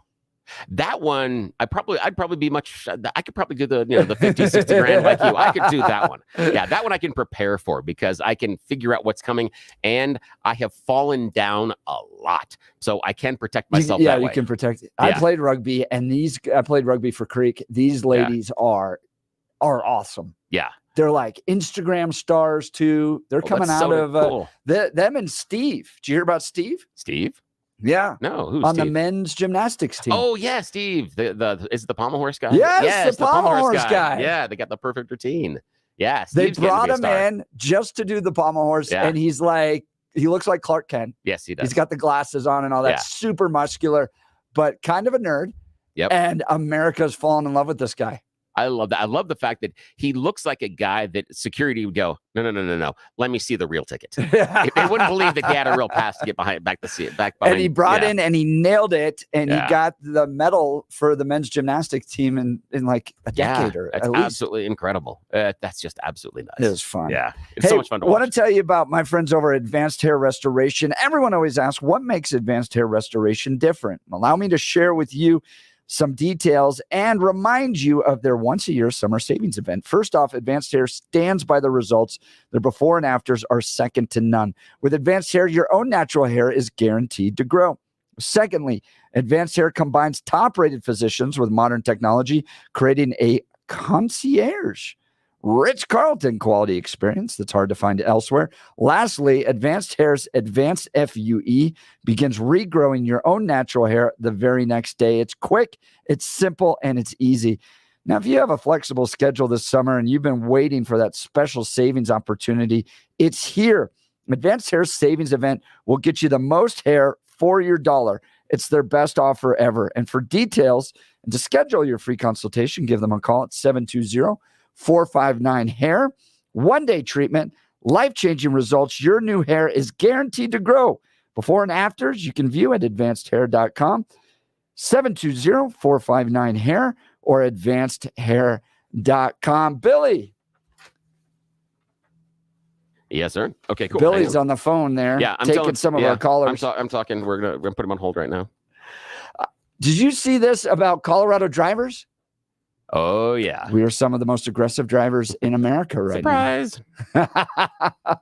Are you surprised by that? And we taught how to wave in school. Yeah. Right? Yeah. Thank you. Yeah. Although most of us are waving just one finger in that hand most of the time. At least that's the finger that I get often. So often. So my daughter is getting her permit right now. So she's getting her license. We're working that through. I've got one of those too. 50 hours of driving and all that stuff. As Clinton said, I feel your pain. And I said to her, you can cover so many sins driving with just the wave of a hand. Oh, yeah. You accidentally cut somebody off, wave the hand. There's a point where if I'm driving, and this is, again, someone cuts me off or does something like that and doesn't give me the wave, I want to go NASCAR. I want to get behind you and get you up into the guardrail and just crush your car. I've told you this story before that I do not carry a firearm with me because I would use it way too often, and that would be an instance. You cut me off and you don't give me the wave. That's a shooting. I'm not going to try to kill you. I'm just going to scare you. That's why I can't carry a gun. It's all these Californians that are moving in here. So look, we're number 5. As Mike Ballard just pointed out. Mike's in studio, by the way. Hi, Mike and Brenda. Hey, Mike. Drivers in Colorado are among the angriest in the country. Probably because we're smoking pot too much. You think that would mellow us. You think it would mellow people Yeah. out? It doesn't. It actually makes them really angry. With a high percentage of drivers encountering another driver getting out of their car to fight or yell at them. Oh, jeez. Colorado has the third highest percentage of drivers who report another driver has exited their vehicle to yell at or fight with them. Wow. Now, here's the thing that I don't understand. I have this weird perception about American drivers. I think we go about driving incorrectly. And the problem is, okay, in America, driving is, and this goes back to our conversation with Matt Hemingway earlier, driving is an individual sport in America, where internationally, especially in Europe, driving is a team sport. And we view it differently. On American roads, there's some sort of imaginary finish line, and we cannot let anybody else get there before us, but we have no idea where it is. All we have to do is be first. As long as we feel we're first, we are fine. Where in Europe, it's an idea of we are all in this road together. And if I need to slow down or I need to do X or Y in order to make sure that you can get in and all of us keep going forward, they'll do that. If like in America, it's because they're a bunch of socialists. Well, you know, what I look at it is I look at it as a team sport versus an individual sport. And I look at it and I look at it through the filter of soccer, where they are willing to give a little bit of space to let someone else have the space so that the team can continue to move forward and continue to progress. So we're not all stuck. Where in America, think about when you can see that person pulling up next to you and you know they're going just fast enough and they're slowly getting in front of you. And then they start matching your speed. You're like, oh, you're going to get in front of me. You're going to get in front of me. Yep. And you push the gas pedal just a little bit. You close that gap. And now it's a contest. Where in Europe, it's more of a, okay, you need this. If I need to back off and go 1 mile an hour slower for a moment for you to slide in, and now we're all going 45 again, that's the game's accomplished. Again, totally different filter. For me, it's the California drivers, and I know this very personally because my wife's from California. Uh-oh. And I don't mean to throw under the bus here, but I'm going to a little bit. When she first got here, she would get in the left lane and just cruise. What? And I'm like, honey. Oh, that's not allowed. Honey, what are you doing? Do that. We and she's like, what do you mean? I'm like, you can't be in the left lane and just cruise. No, and she's you like, can't. well, we never taught that in California driver's ed. And I'm like, well, that explains so many of our problems. Yeah, that does. That really does. It's like the roundabout. I love roundabouts, but nobody knows how to use them. Yeah. If we would use them well, if we all understood how to use a roundabout, they're so much better than many of these small stoplights or four-way stops we have. They're so efficient. No, but we don't understand how to use them. It's not her fault. They just don't train that in California. And I guarantee in California, they're not like wave all the time. Wave to bring them in. Wave if you make a mistake. All that. So Colorado, number 5 in the nation for most aggressive drivers. Yay, Colorado. Winning. Stop smoking pot. All right. We're going to continue this conversation. You're listening to the Jeff and Bill Show. News Talk 710. Yes.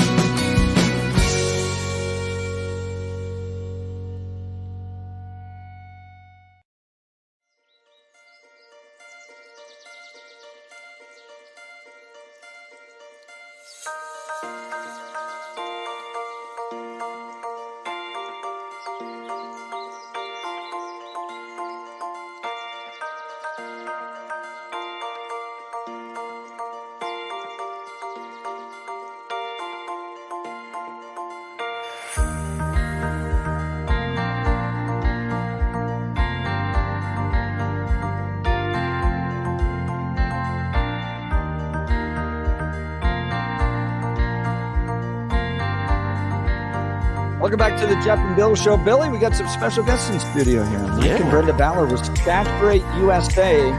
This is a wonderful ministry, by the way, that is out there distributing the gospel of Jesus Christ. Like, what the scripture says, that God's word will not go out and return void. Yeah, that true. It will make an impact. And so they have a ministry called Saturate USA, which is all about saturating neighborhood by neighborhood, home by home, with the gospel of Jesus Christ, so that lives can be saved and souls can be saved for eternity. So that is really cool. I always really admire the organizations that want to do, it's not the right way to put it, but do the sandal work, the work that Jesus and his apostles would have done by walking their sandals and interacting with the community, because that's how the original word was spread, by stories and talking and interactions and sharing.